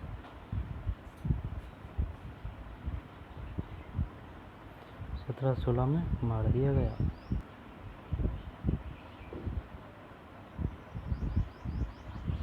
अठारहवीं शताब्दी में कई योग्य नेताओं के नेतृत्व में सिखों ने अपने आप को पहले जत्थों में बाद में मिसलों में संगठित किया। इन जत्थों और मिसलों की संयुक्त सेनाएं दल खालसा कहलाती थी। यानी कि पहले तो जत्थों में स्थापित किया, फिर जत्थों के बाद में मिसलों में संगठित किया और ये जत्था और मिसलों की संयुक्त सेनाएं दल खालसा कहलाती थी। इन दिनों दल खालसा बैसाखी और दिवाली के पर्वों पर अमृतसर में मिलता था। उन दिनों दल खालसा बैसाखी और दिवाली के पर्वों पर अमृतसर में मिलता था।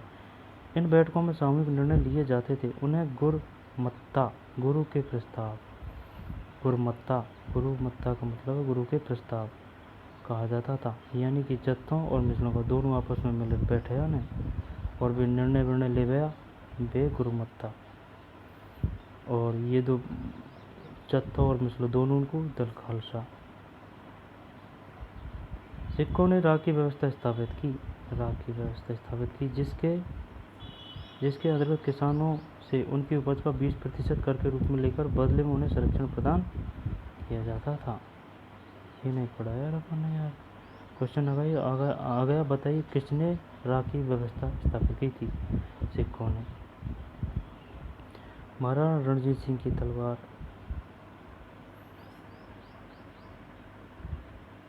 तलवार में नावीदार है भाई, ये देखिए।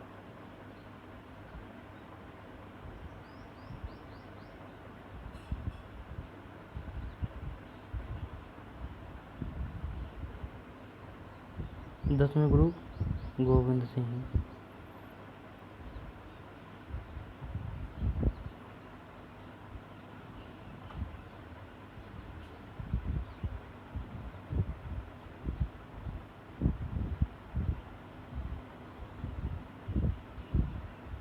ये तो कबूतर है शायद, था ना? या फिर बाज ही हुआ। बाज के अंतर्गत किसानों से उनकी उपज का 20% कर के रूप में लेकर बदले में उन्हें संरक्षण प्रदान किया जाता था। गुरु गोविंद सिंह ने खालसा को प्रेरित किया था और शासन उनके भाग्य में है, राज करेगा खालसा। गुरु गोविंद सिंह खालसा को प्रेरित किया था कि शासन उनके भाग्य में है, राज करेगा खालसा। अपने सुनियोजित संगठन के कारण खालसा पहले मुगल सूबेदारों के खिलाफ और फिर अहमद शाह अब्दाली के खिलाफ सफल विरोध प्रकट कर सका।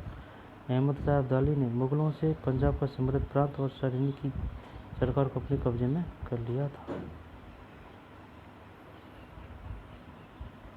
गुरु गोविंद सिंह ने खालसा को प्रेरित किया था कि शासन उनके भाग्य में है, राज करेगा खालसा, ये नारा था उनका।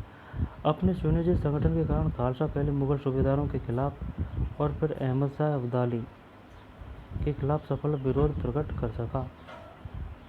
अहमद शाह अब्दाली ने मुगलों से पंजाब का समृद्ध प्रांत और सरहिंद की सरकार को अपने कब्जे में कर लिया। अहमद शाह अब्दाली ने मुगलों से पंजाब का समृद्ध प्रांत और सरहिंद की सरकार को, नादिर शाह तो लूट लाट के गया, लेकिन 5 बार आक्रमण करने वाला यही था, अहमद शाह अब्दाली। खालसा ने 1765 में अपना सिक्का गढ़कर सार्वभौमिक शासन की घोषणा की। यह महत्वपूर्ण है कि सिक्के पर उत्कीर्ण शब्द वही थे जो बंदा बहादुर के समय खालसा के आदेशों में पाए गए। 18वीं शताब्दी के अंतिम भाग में सिख इलाके सिंधु से यमुना तक फैले हुए थे। यद्यपि ये विभिन्न शासकों में बटे हुए थे, इनमें से एक शासक महाराजा रणजीत सिंह ने विभिन्न सिख समूहों में फिर से एकता कायम करके 1799 में लाहौर को अपनी राजधानी बनाया। रणजीत सिंह ने शिवाजी का रूप क्षेत्र।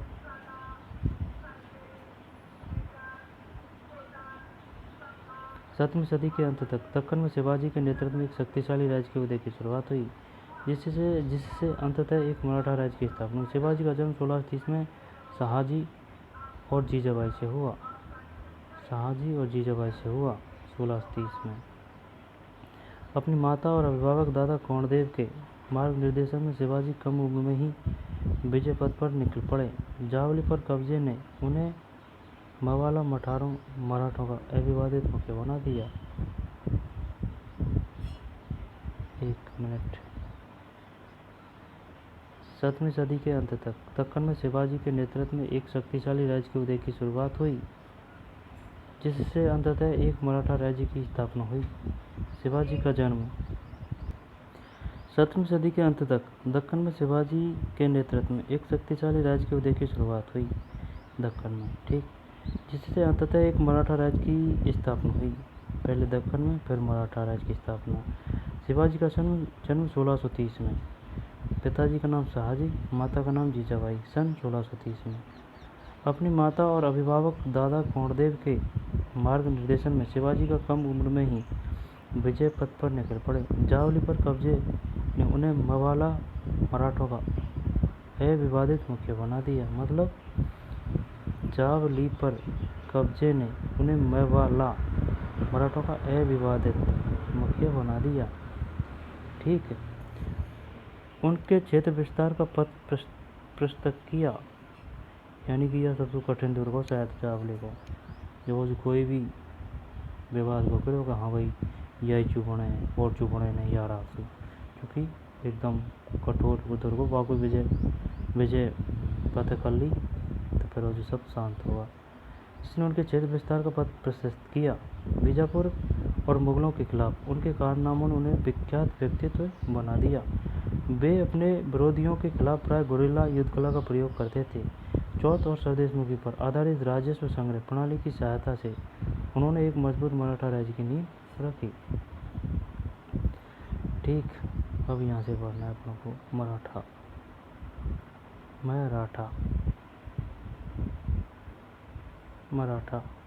मराठा राज्य एक अन्य शक्तिशाली क्षेत्रीय राज्य था जो मुगल शासन का लगातार विरोध करके उत्पन्न हुआ। शिवाजी 1627 से 1680 ने शक्तिशाली योद्धा परिवारों देशमुखों की सहायता से एक स्थायी राज्य की स्थापना की। अत्यंत गतिशील कृषक पशुचारक कुणबी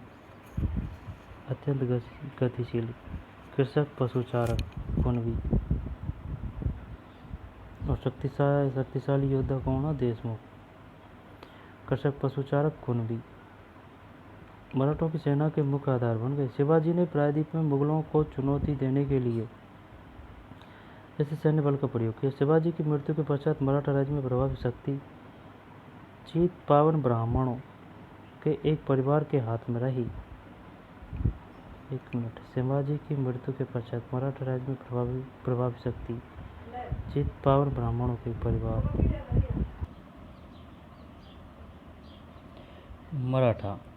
मराठा राज्य एक अन्य शक्तिशाली क्षेत्रीय राज्य था जो मुगल शासन का लगातार विरोध करके उत्पन्न हुआ। शिवाजी 1627 से 1680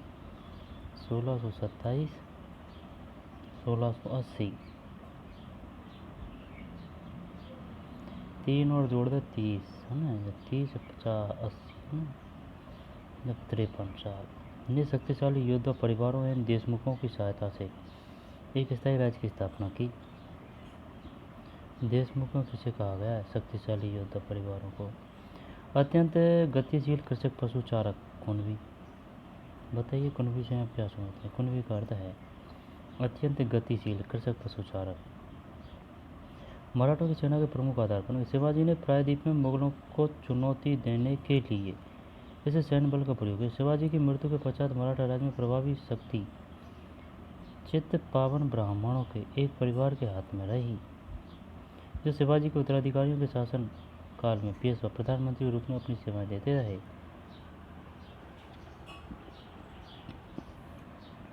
पुणे मराठा राज्य की राजधानी बन गया। पुणे मराठा राज्य की राजधानी बन गया।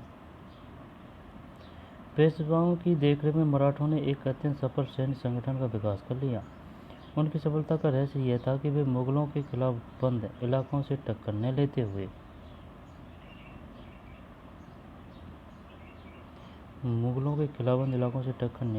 उनके पास से चुपचाप निकलकर शहरों कस्बों पर हमला बोलते थे और मुगल सेना से ऐसे मैदानी इलाकों में मुठभेड़ लेते थे जहां रसद पाने और कुमुक आने के रास्ते आसानी से रोके जा सकते थे। कुमुक मतलब रसद पाने और कुमुक आने के रास्ते आसानी से रोके जा सकते थे। रसद पानी है शायद, कुमुक होगा कुछ ऐसी रसद पानी वगैरह, या फिर सेना होगी शायद ये कुमुक।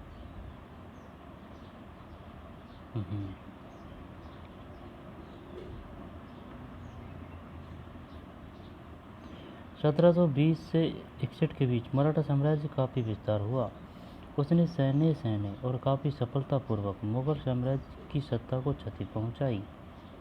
सैन्य और काफ़ी सफलतापूर्वक 1720 के दशक तक मालवा और गुजरात मुगलों से छीन लिए गए और 1730 के दशक तक मराठा नरेश को समस्त दक्षिण प्रायद्वीप के अधिपति के रूप में मान्यता मिल गई और साथ ही इस क्षेत्र पर चौथ और सरदेशमुखी कर वसूलने का अधिकार भी मिल गया।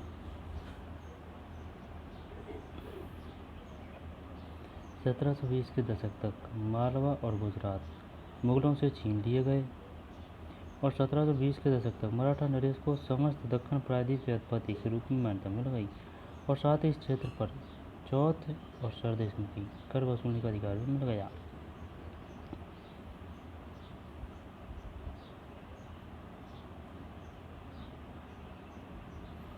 बताइए चौथ क्या था? चौथ क्या था? सरदेशमुखी।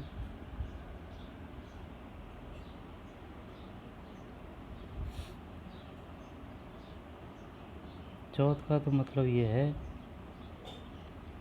जैसे कि अपना उनका राज्य था ना, उनसे टैक्स लिए जाना सुरक्षा के रूप में, ठीक है, यहाँ पर चौथा हिस्सा लेना है ना, ये तो चौथ है। और सरदेशमुखी का अर्थ ये है कि जैसे कि उनसे राज्य के बाहर के जो राज्य हैं उनको सुरक्षा की गारंटी देना कि कोई भी हमला करेंगे हम निपटेंगे, आप तो हमको बस सरदेशमुखी दो, तो वो सरदेशमुखी कड़ी या टैक्स देते थे। जो उनके राज्य से अलग बाहर के राज्यों से लिया जाता था वो सरदेशमुखी, खुद के राज्यों से चौथ। 1737 में दिल्ली पर धावा बोलने के बाद मराठा प्रभुत्व की सीमाएं तेजी से बढ़ी। वे उत्तर में राजस्थान और पंजाब, पूर्व में बंगाल और उड़ीसा तथा दक्षिण में कर्नाटक और तमिल एवं तेलुगु प्रदेशों तक फैल गई। इन क्षेत्रों को औपचारिक रूप से मराठा साम्राज्य में सम्मिलित नहीं किया गया, मगर मराठा प्रभुसत्ता को स्वीकार करने के तरीके के रूप में उनसे भेंट की रकम ली जाने लगी। साम्राज्य के विस्तार से उन्हें संसाधनों का भंडार तो मिल गया, मगर उनके लिए उन्हें कीमत भी चुकानी पड़ी। मराठों के सैन्य अभियान के कारण अन्य शासक भी उनके खिलाफ हो गए। परिणामस्वरूप मराठों को 1761 में पानीपत की तीसरी लड़ाई में अन्य शासकों से कोई सहायता नहीं मिली। अंतहीन सैन्य अभियानों के साथ साथ मराठों ने एक प्रभावी प्रशासन व्यवस्था तैयार की। जब किसी इलाके पर एक बार विजय अभियान पूरा हो जाता था और मराठों का शासन सुनिश्चित हो जाता था तो वहां स्थानीय परिस्थितियों को ध्यान में रखते हुए धीरे धीरे भू राजस्व की मांग की गई।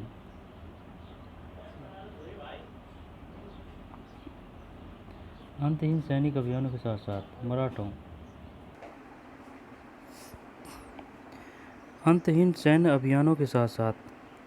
मराठों ने एक प्रभावी प्रशासन व्यवस्था तैयार की।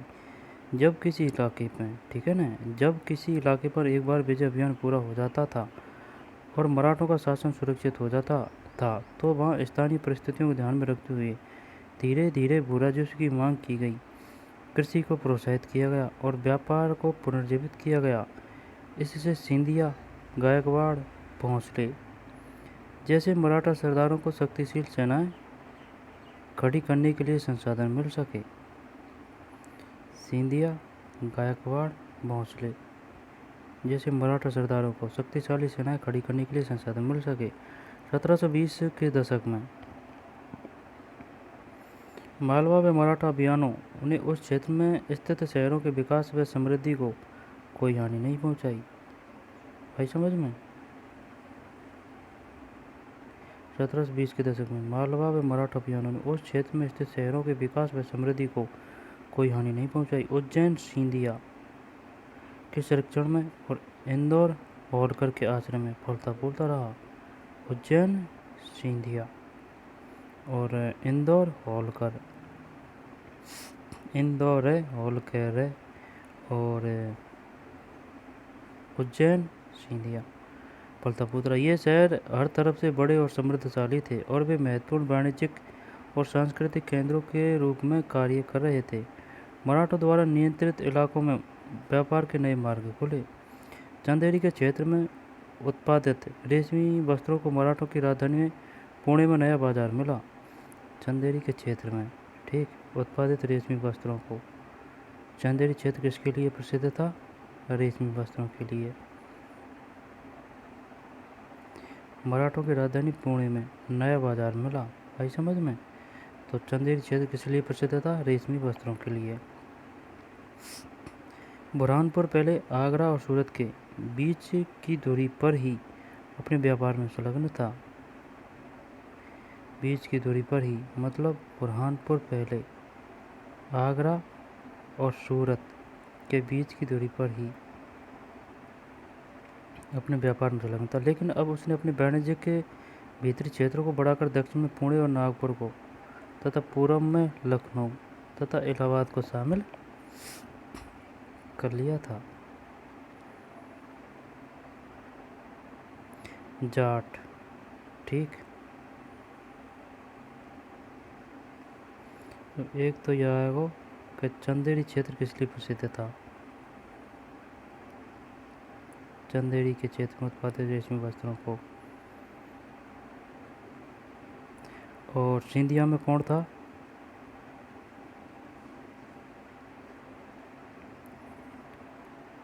एक मिनट देखें। उज्जैन में था सिंधिया और इंदौर में था होलकर। इंदौर है, होलकर है। 1761 में पानीपत की तृतीय लड़ाई हुई थी। 61 में अन्य शासकों से कोई सहायता नहीं मिली। शायद इनको ओवर कॉन्फिडेंस हो या वजह से, ठीक। ये आगे चौथ है। जमींदारों द्वारा वसूले जाने वाले भू राजस्व का 25%। जमींदारों द्वारा वसूला जाने वाला भू राजस्व का 25%। दक्कन में इनको मराठा वसूलते थे। जमींदारों द्वारा वसूले जाने वाला भू राजस्व को 25%। दक्कन में इनको मराठा वसूलते थे। सरदेशमुखी। दक्कन में मुख्य राजस्व संग्रहकर्ता को दिए जाने वाला भू राजस्व का 9-10% हिस्सा। एक मिनट। चौथ किसे कहा जाता है। जमींदारों द्वारा वसूले जाने वाला भू राजस्व का 25%। दक्कन में इनको मराठा वसूलते थे। और सरदेशमुखी। दक्कन में मुख्य राजस्व संग्रहकर्ता को दिए जाने वाला भू राजस्व का 9-10% हिस्सा।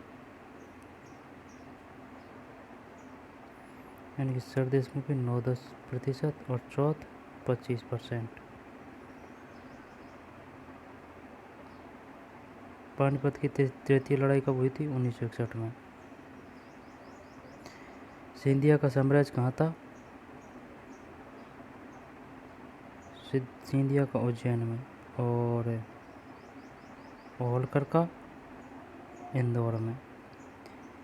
बाजीराव प्रथम, जो बाजीराव बल्लाल के नाम से भी जाने जाते हैं। बाजीराव बल्लाल, ये तो कभी पढ़ा ही नहीं अपन ने कि बाजीराव बल्लाल के नाम से भी जाने जाते हैं। पेशवा बालाजी विश्वनाथ के पुत्र थे। पेशवा बालाजी विश्वनाथ के पुत्र थे। वह एक महान मराठा सेनापति थे। उन्हें विंध्य के पार मराठा राज्य के विस्तार का श्रेय प्राप्त है तथा वे मालवा, बुंदेलखंड, गुजरात और पुर्तगालियों के खिलाफ सैन्य अभियानों के लिए भी जाने जाते हैं। बाजीराव प्रथम, जो बाजीराव बल्लाल के नाम से जाने जाते हैं, ठीक है। पेशवा बालाजी विश्वनाथ के पुत्र थे। बाजीराव प्रथम के डैडी जी का नाम क्या था। पेशवा बालाजी विश्वनाथ।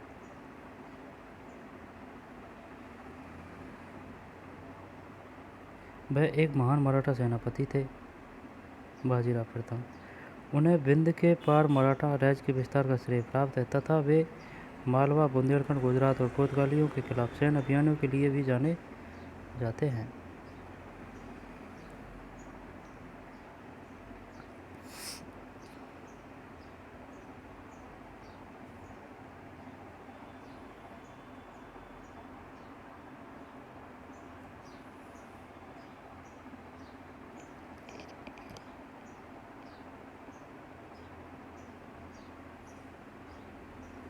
अब आ रहा है भाई साहब जाट, ठीक। जाट अन्य राज्यों की तरह जाटों ने भी 17वीं और 18वीं शताब्दी में अपनी सत्ता दृढ़ की। अपने नेता चूड़ामन के नेतृत्व में उन्होंने दिल्ली के पश्चिम में स्थित क्षेत्रों पर अपना नियंत्रण कर लिया। 1680 के दशक तक आते आते उनका प्रभुत्व दिल्ली और आगरा के दो शाही शहरों के बीच के क्षेत्र पर होना शुरू हो गया।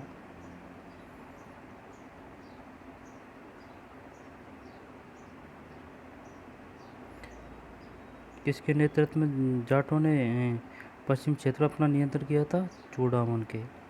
ठीक है ना, सूरजमल मत कर देना। 1680 के दशक तक आते आते उनका प्रभुत्व दिल्ली और आगरा के दो शाही शहरों के बीच के क्षेत्र पर होना शुरू हो गया। वस्तुतः कुछ अरसे के लिए वे आगरा क्षेत्र के अभिरक्षक भी बन गए। जाट समृद्ध कृषक थे। अच्छा, और उनके प्रभुत्व क्षेत्र में पानीपत तथा वल्लभगढ़ जैसे शहर महत्वपूर्ण व्यापारिक केंद्र बन गए। पानीपत और वल्लभगढ़।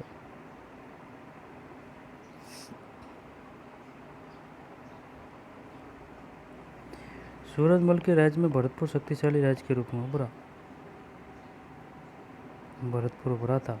ठीक, और जाटों की शक्ति किसके नेतृत्व में उभरी थी? चूड़ामन। 1739 में जब नादिर शाह ने दिल्ली पर हमला बोलकर उसे लूटा तो दिल्ली के कई प्रतिष्ठित व्यक्तियों ने भरतपुर में शरण ली। नादिर शाह के पुत्र जवाहिर शाह के पास 30,000 सैनिक थे। उसने 20,000 अन्य सैनिक मराठाओं के लिए, 15,000 सैनिक सिखों के लिए, इन सब के बलबूते पर वह मुगलों से लड़ा। नादिर शाह के पुत्र जवाहिर शाह के पास 30,000 सैनिक थे। ठीक, उसने 20,000 अन्य सैनिक मराठों से लिए, है ना, और 15,000 सैनिक सिखों से लिए। इन सब के बलबूते वह मुगलों से लड़ा।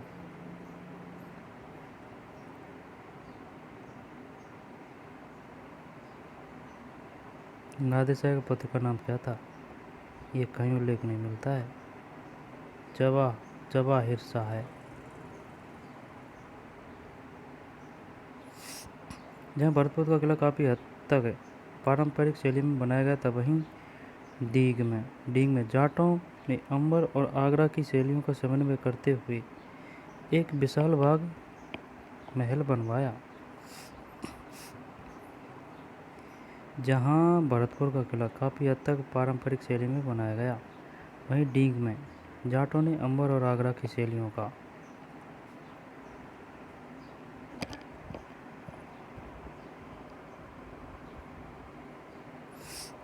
समन्वय करते हुए एक विशाल बाग महल बनवाया। शाही वास्तुकला से जिन रूपों को पहली बार शाहजहां के युग में जोड़ा गया, डींग की इमारतें उन्हीं रूपों के नमूने पर बनाई गई। अध्याय 5 और 9 दोनों के लिए 12 को देखें। एक मिनट। जहाँ भरतपुर का किला काफ़ी हद तक पारंपरिक शैली में बनाया गया, वहाँ डींग, ये डींग है ना, डींग बोल दे, डींग बोल दे। डींग में जाटों ने अंबर और आगरा की शैलियों का समन्वय करते हुए एक विशाल बाग महल बनवाया। डींग के महल में किन शैलियों का प्रयोग किया गया है? अंबर और आगरा की शैलियों का समन्वय करते हुए एक विशाल बाग महल बनवाया। शाही वास्तुकला से जिन रूपों को पहली बार शाहजहां के युग में जोड़ा गया था, डींग की इमारतें इन्हीं रूपों के नमूने पर बनवाई गई थी। अध्याय 5 और 9 दोनों के चित्र 12 को देखें।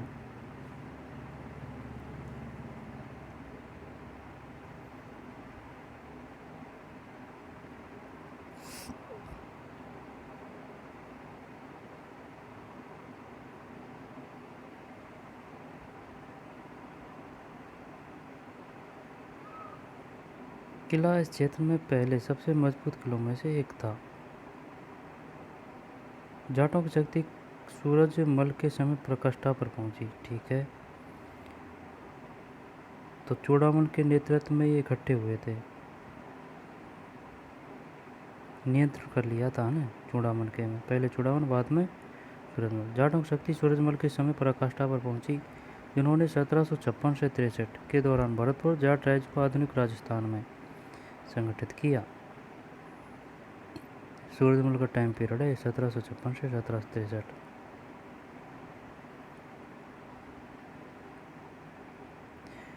सूरजमल के राजनीतिक नियंत्रण में जो क्षेत्र शामिल थे, उसमें आधुनिक पूर्वी राजस्थान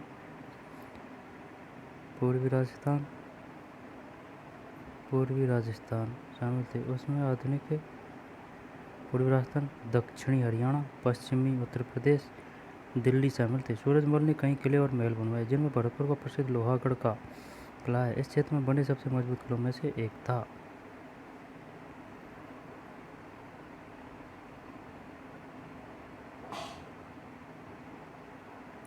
डीक के बाग महल में किन शैलियों डीक के बाग महल किन शैलियों से बनाए गए हैं? अंबर और आगरा की शैलियों से। ये अंबर वही है, आमेर है, हाँ आमेर है अंबर, आमेर, आमेरियन जयपुर। जयपुर और आगरा की शैलियों को समन्वय करते हुए एक विशाल बाग महल बनवाया।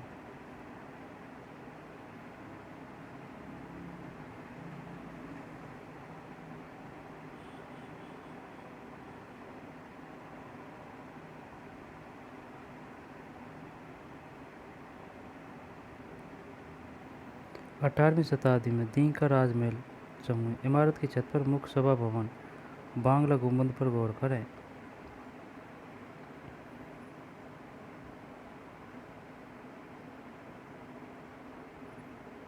18वीं शताब्दी का दीन का राजमहल समूह इमारत की छत पर मुख्य सभा भवन के बांग्ला गुंबद पर गौर करें।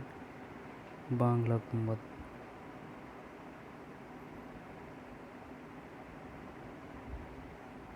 हाँ यार, ये अलग है ना, ये अलग शैली में और ये अलग शैली में।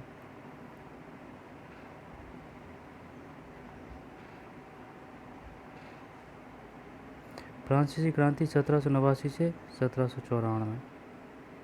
फ्रांसीसी क्रांति 1789 से 1794। 18वीं शताब्दी में भारत की विभिन्न राज्य व्यवस्थाओं में जनसाधारण को अपनी अपनी सरकारों के कार्यों में हिस्सा लेने का अधिकार नहीं था। ऐसी स्थिति पश्चिमी दुनिया में 18वीं शताब्दी के आखिरी दशकों तक बनी हुई थी। अमेरिकी 1776 से 81। अमेरिकी क्रांति कब हुई थी? 76 से 81। और फ्रांसीसी क्रांति ने इस स्थिति को और साथ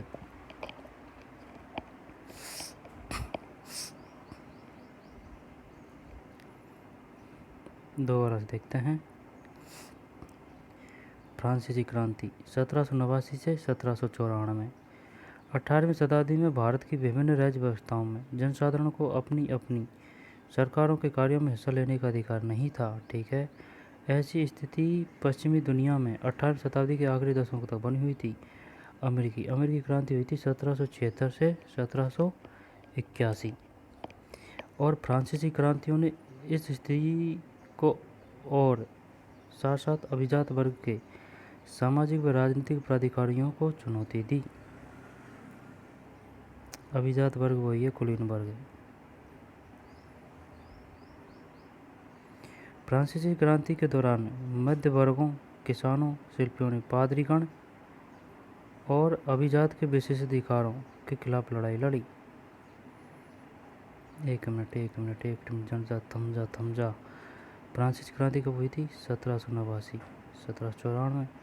18वीं शताब्दी में भारत की विभिन्न राज्य व्यवस्था में जनसाधारण को अपनी अपनी सरकारी कार्यों में हिस्सा लेने का अधिकार नहीं था। ऐसी स्थिति में पश्चिमी दुनिया में 18वीं शताब्दी के आखिरी दशकों तक बनी हुई अमरीकी 1776 से 1781। अमरीकी क्रांति हुई थी 1776 से 81। फ्रांसीसी क्रांति से पहले फ्रांसीसी क्रांति ने इस स्थिति को और साथ साथ अभिजात वर्ग के सामाजिक व राजनीतिक प्राधिकारों को चुनौती दी। अभिजात वही है, कुलीन वर्ग। फ्रांसीसी क्रांति के दौरान मध्य वर्गों, किसानों, शिल्पकारों ने पादरीगण और अभिजातों के विशेष अधिकारों के खिलाफ लड़ाई लड़ी। उनका मानना था कि समाज में किसी भी समूह के जन्माधिकार प्राधिकार नहीं होने चाहिए। आए समझ में? यह को नहीं कि भाई जन्मसिद्ध अधिकार वो वाला सिस्टम है ना। किसी भी समूह के जन्मसिद्ध प्राधिकार नहीं होने चाहिए, बल्कि लोगों की सामाजिक स्थिति योग्यता पर निर्भर करनी चाहिए। सही बात है। फ्रांसीसी क्रांति के दार्शनिकों ने यह सुझाया कि सभी के लिए समान कानून और समान अवसर होने चाहिए। उनका यह भी कहना था कि सरकार की सत्ता लोगों से बननी चाहिए, जनता को सरकार के कार्यों में भूमिका अदा करने का अधिकार होना चाहिए। सही बात है। फ्रांसीसी और अमेरिकी क्रांतियों जैसे आंदोलनों ने धीरे धीरे प्रजाओं को नागरिकों में बदल डाला।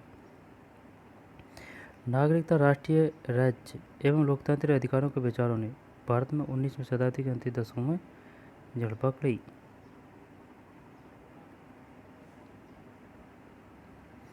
अब है कल्पना। आप 18वीं शताब्दी के एक राज्य के शासक हैं। अब यह बताएं कि आप अपने प्रांत में अपनी स्थिति को मजबूत करने के लिए क्या क्या कदम उठाना चाहेंगे और ऐसा करते समय आपके सामने क्या क्या विरोध अथवा समस्याएं खड़ी की जा सकती है। निम्नलिखित से मेल बैठाएं। ठीक। जब सूबेदार, चौथ सूबेदार को देखते हैं पहले, है ना। सूबेदार का मतलब है सूबेदार उच्च अभिजात, प्रांतीय सूबेदार, मराठा कृषक योद्धा, सूबेदार, प्रांतीय सूबेदार।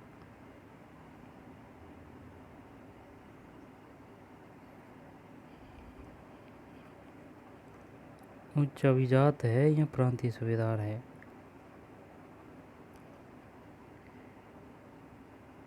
चल प्रांतीय सूबेदार कर दे। फौजदार एक मुख्य सैन्य कमांडर, एक मुगल सैन्य कमांडर, है ना। इजारादार।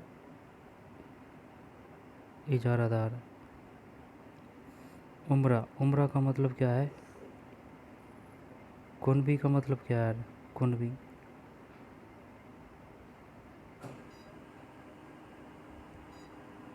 कुनबी का अर्थ यह है मराठा कृषक योद्धा।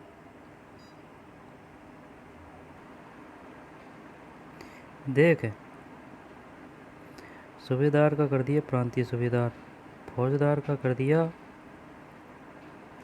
कर दिया एक मुगल सैन्य कमांडर, इजारादार को छोड़।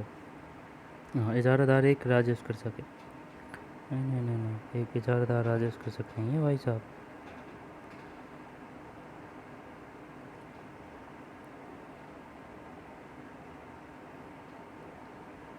यही तो क्वेश्चन आएंगे। सूबेदार आ जाएगा, चाहे फौजदार आ जाएगा, या इजारेदार आ जाएगा, और शानदार ऑप्शन रहेंगे कि या फिर यहाँ। जो देख, कुनबी तो है मराठा कृषक योद्धा,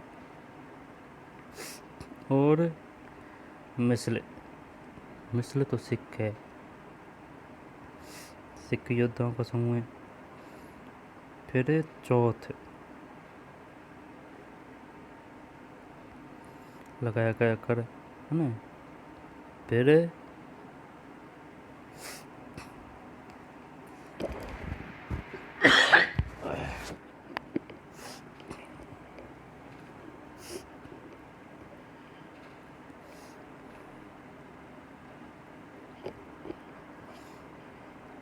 सूबेदार, फौजदार और इजारेदार। जब भाई साहब इजारेदार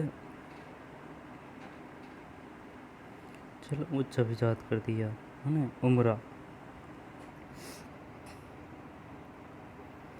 उमरा आएगा ये एक राजस्व कृषक। सूबेदार में प्रांतीय सूबेदार नाम से ही पता चल रहा है, और फौजदार में एक मुगल सैन्य कमांडर।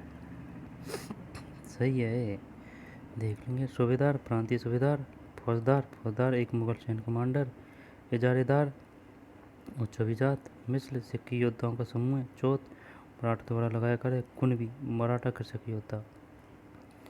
कुनबी, बताइए कुनबी क्या है। मराठा कृषक योद्धा। और उमरा एक राजस्व कृषक।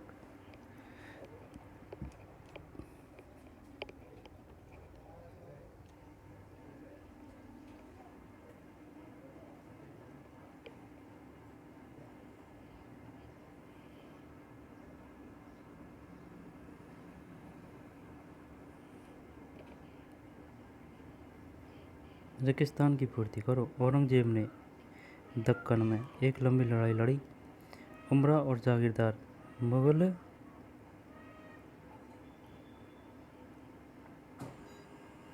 उमरा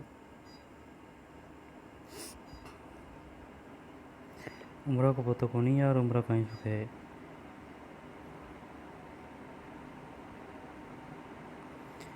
उमरा और जागीरदार मुगल के शक्तिशाली अंग में थे। उमरा और जागीरदार। आसफ जहाँ ने हैदराबाद राज्य की स्थापना की थी। अवध राज्य का संस्थापक था शहादत खां।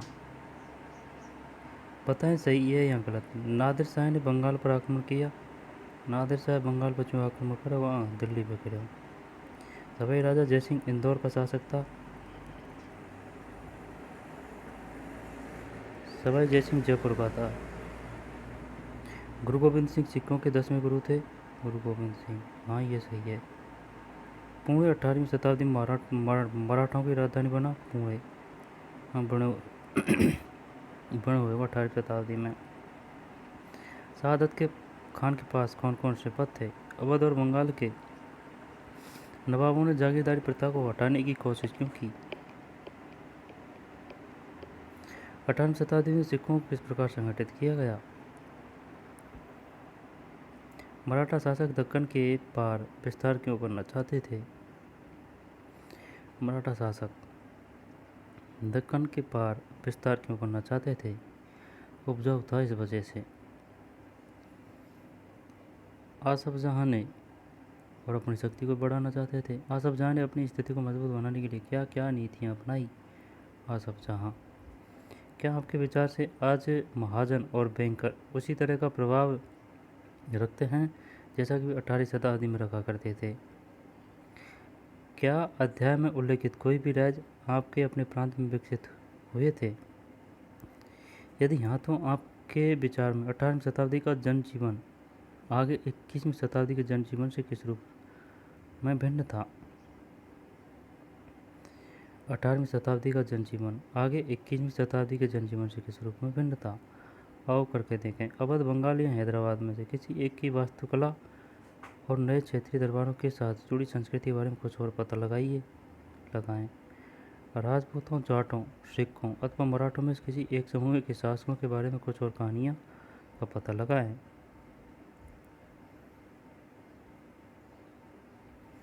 ये हो गई अपनी किताब पूरी, ठीक। लेकिन है ना, ये क्वेश्चन है ना, ये क्वेश्चन देखिए, जब जे सही है जे ने पता चौथ तो या सही है मराठा तो लगाया कर, है ना। खून भी या सही है मराठा कृषक योद्धा, है ना। मिस्र या सही है सिख कंसु, है ना। और उमरक छोड़। फिर सूबेदार को सूबेदार होगो, प्रांतीय सूबेदार। फौजदार को या होगो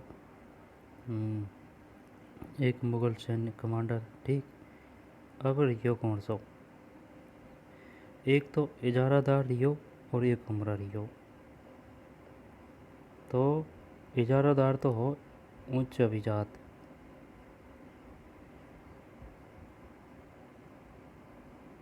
आई समझ में। उच्च अभिजात हो इजारादार, तो ये भूमि को ले गया ठेका पे। और उमरा एक कृषक, एक राजस्व कृषक। उमरा को देखते हैं, ठीक।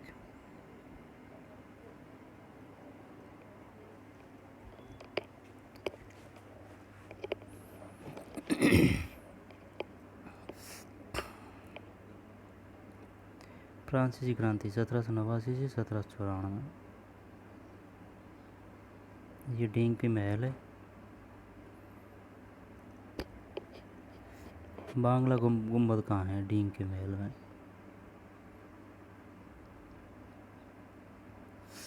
ये अंबर आमेर को कहा गया है।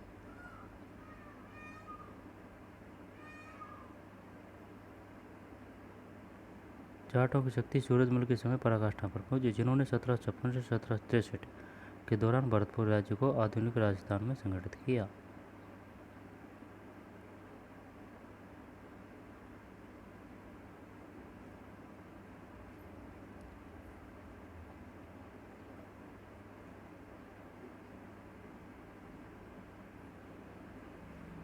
चंदेरी किस लिए प्रसिद्ध था, रेशमी वस्त्रों को कारण।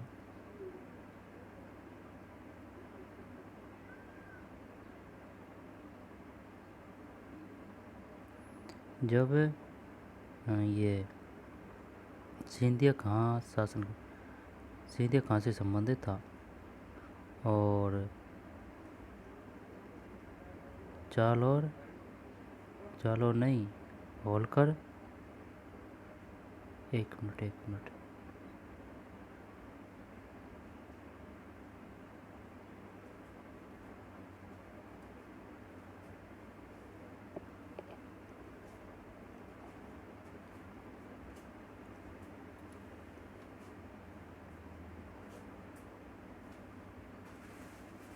सरदेशमुखी 9 से 10% हिस्सा और चौथ 25% हिस्सा। डिटेल को दिया यार के 25% कहाँ से ले गया और ये सरदेशमुखी कहाँ से ले गया। जमींदारों द्वारा वसूले जाने वाले भूलाजर का 25% दक्कन में इनको मराठा वसूलते थे। हाँ, ये मराठा और सरदेशमुखी। दक्कन में प्रमुख राजस्व संग्रहकर्ता को दिए जाने वाला भू राजस्व का 9-10%।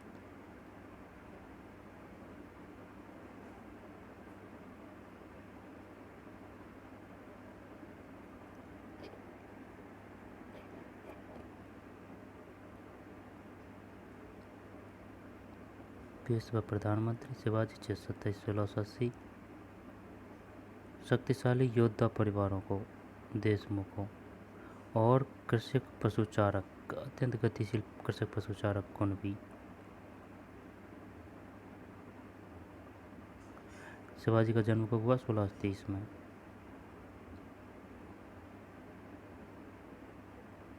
लाहौर को अपनी राजधानी कब किसने बनाई? महाराणा रणजीत सिंह ने।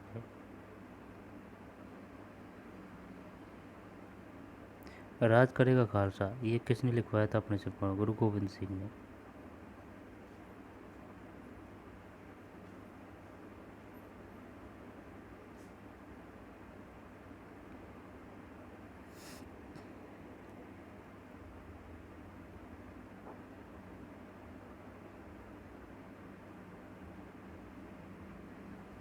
रा की व्यवस्था क्या थी? जिसके अंतर्गत किसानों से उनकी उपज का 20% कर के रूप में लेकर बदले में उन्हें संरक्षण प्रदान किया जाता था। सिख कर लेते थे इराकी। गुरुमत्ता, गुरु के प्रस्ताव। दल खालसा, जिन्होंने उन दिनों दल खालसा बैसाखी दिवाली के पर्वों पर अमृतसर में मिलता था। 10 खालसा में किससे मिलता था? जत्थों और मिसलों से। बंदा बहादुर को बंदी बना दिया गया 1715 में, मार दिया गया 1716 में।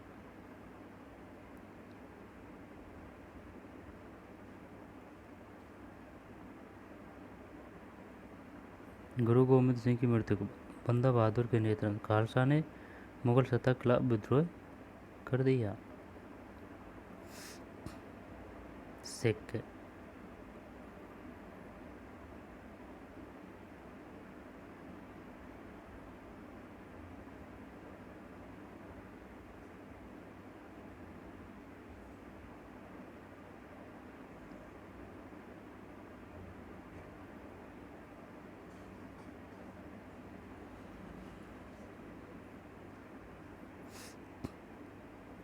हैदराबाद, अवध, बंगाल ने राजस्व वसूली के लिए इजारेदारों के साथ ठेके कर लिए।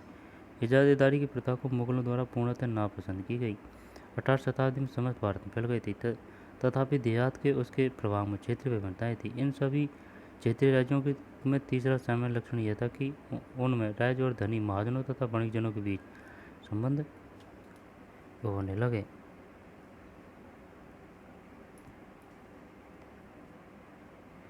ये साहूकार महाजन लोग लगान वसूल करने वाले इजारदारों को पैसा उधार देते थे। लगान वसूल करने वाले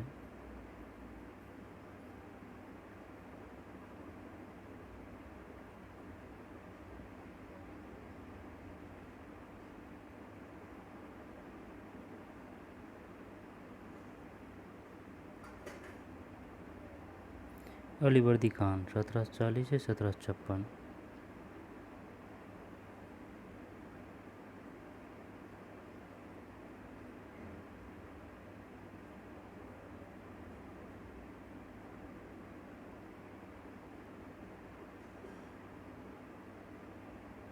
मुर्शिद कुली खान औपचारिक रूप से सूबेदार कभी नहीं बना। बंगाल। दूसरी ओर इजारादारों को कर मूल्यांकन करने और उसे एकत्र करने की खासी छूट दे दी गई।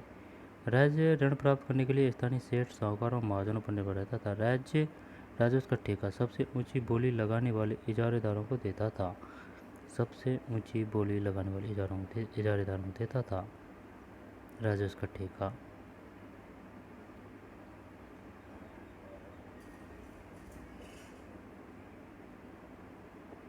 अवध बुरहान उल मुल्क सदातन खान को 17 अवध का सूबेदार नियुक्त किया गया।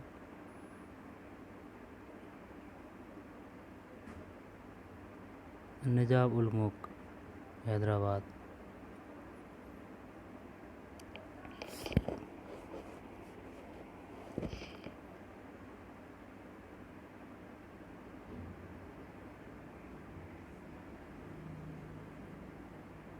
सादत खां अवध, मुर्शिद कुली खान बंगाल और आसफ जहां हैदराबाद।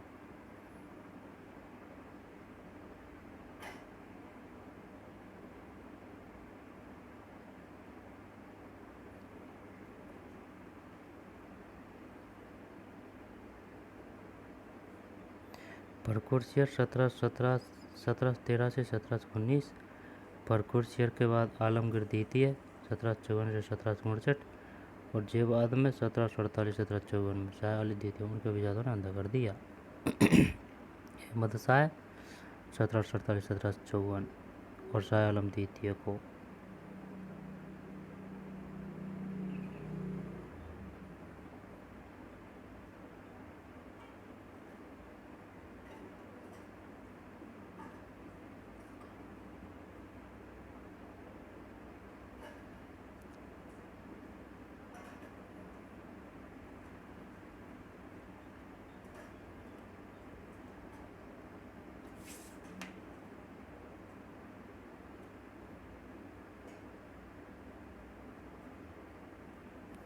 औरंगजेब ने दक्कन में लड़ाई कब लड़ी थी? 1679 में। पानीपत की तीसरी लड़ाई 61। औरंगजेब की मृत्यु 1707।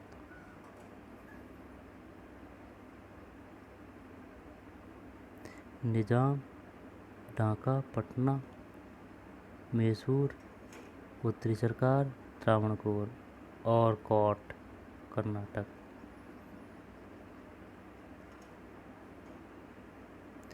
तो चलिए हम मिलते हैं कोई और वीडियो में। खुश रहो, मस्त रहो, बिंदास रहो और पढ़ते रहो। मिलते हैं नई वीडियो में। धन्यवाद।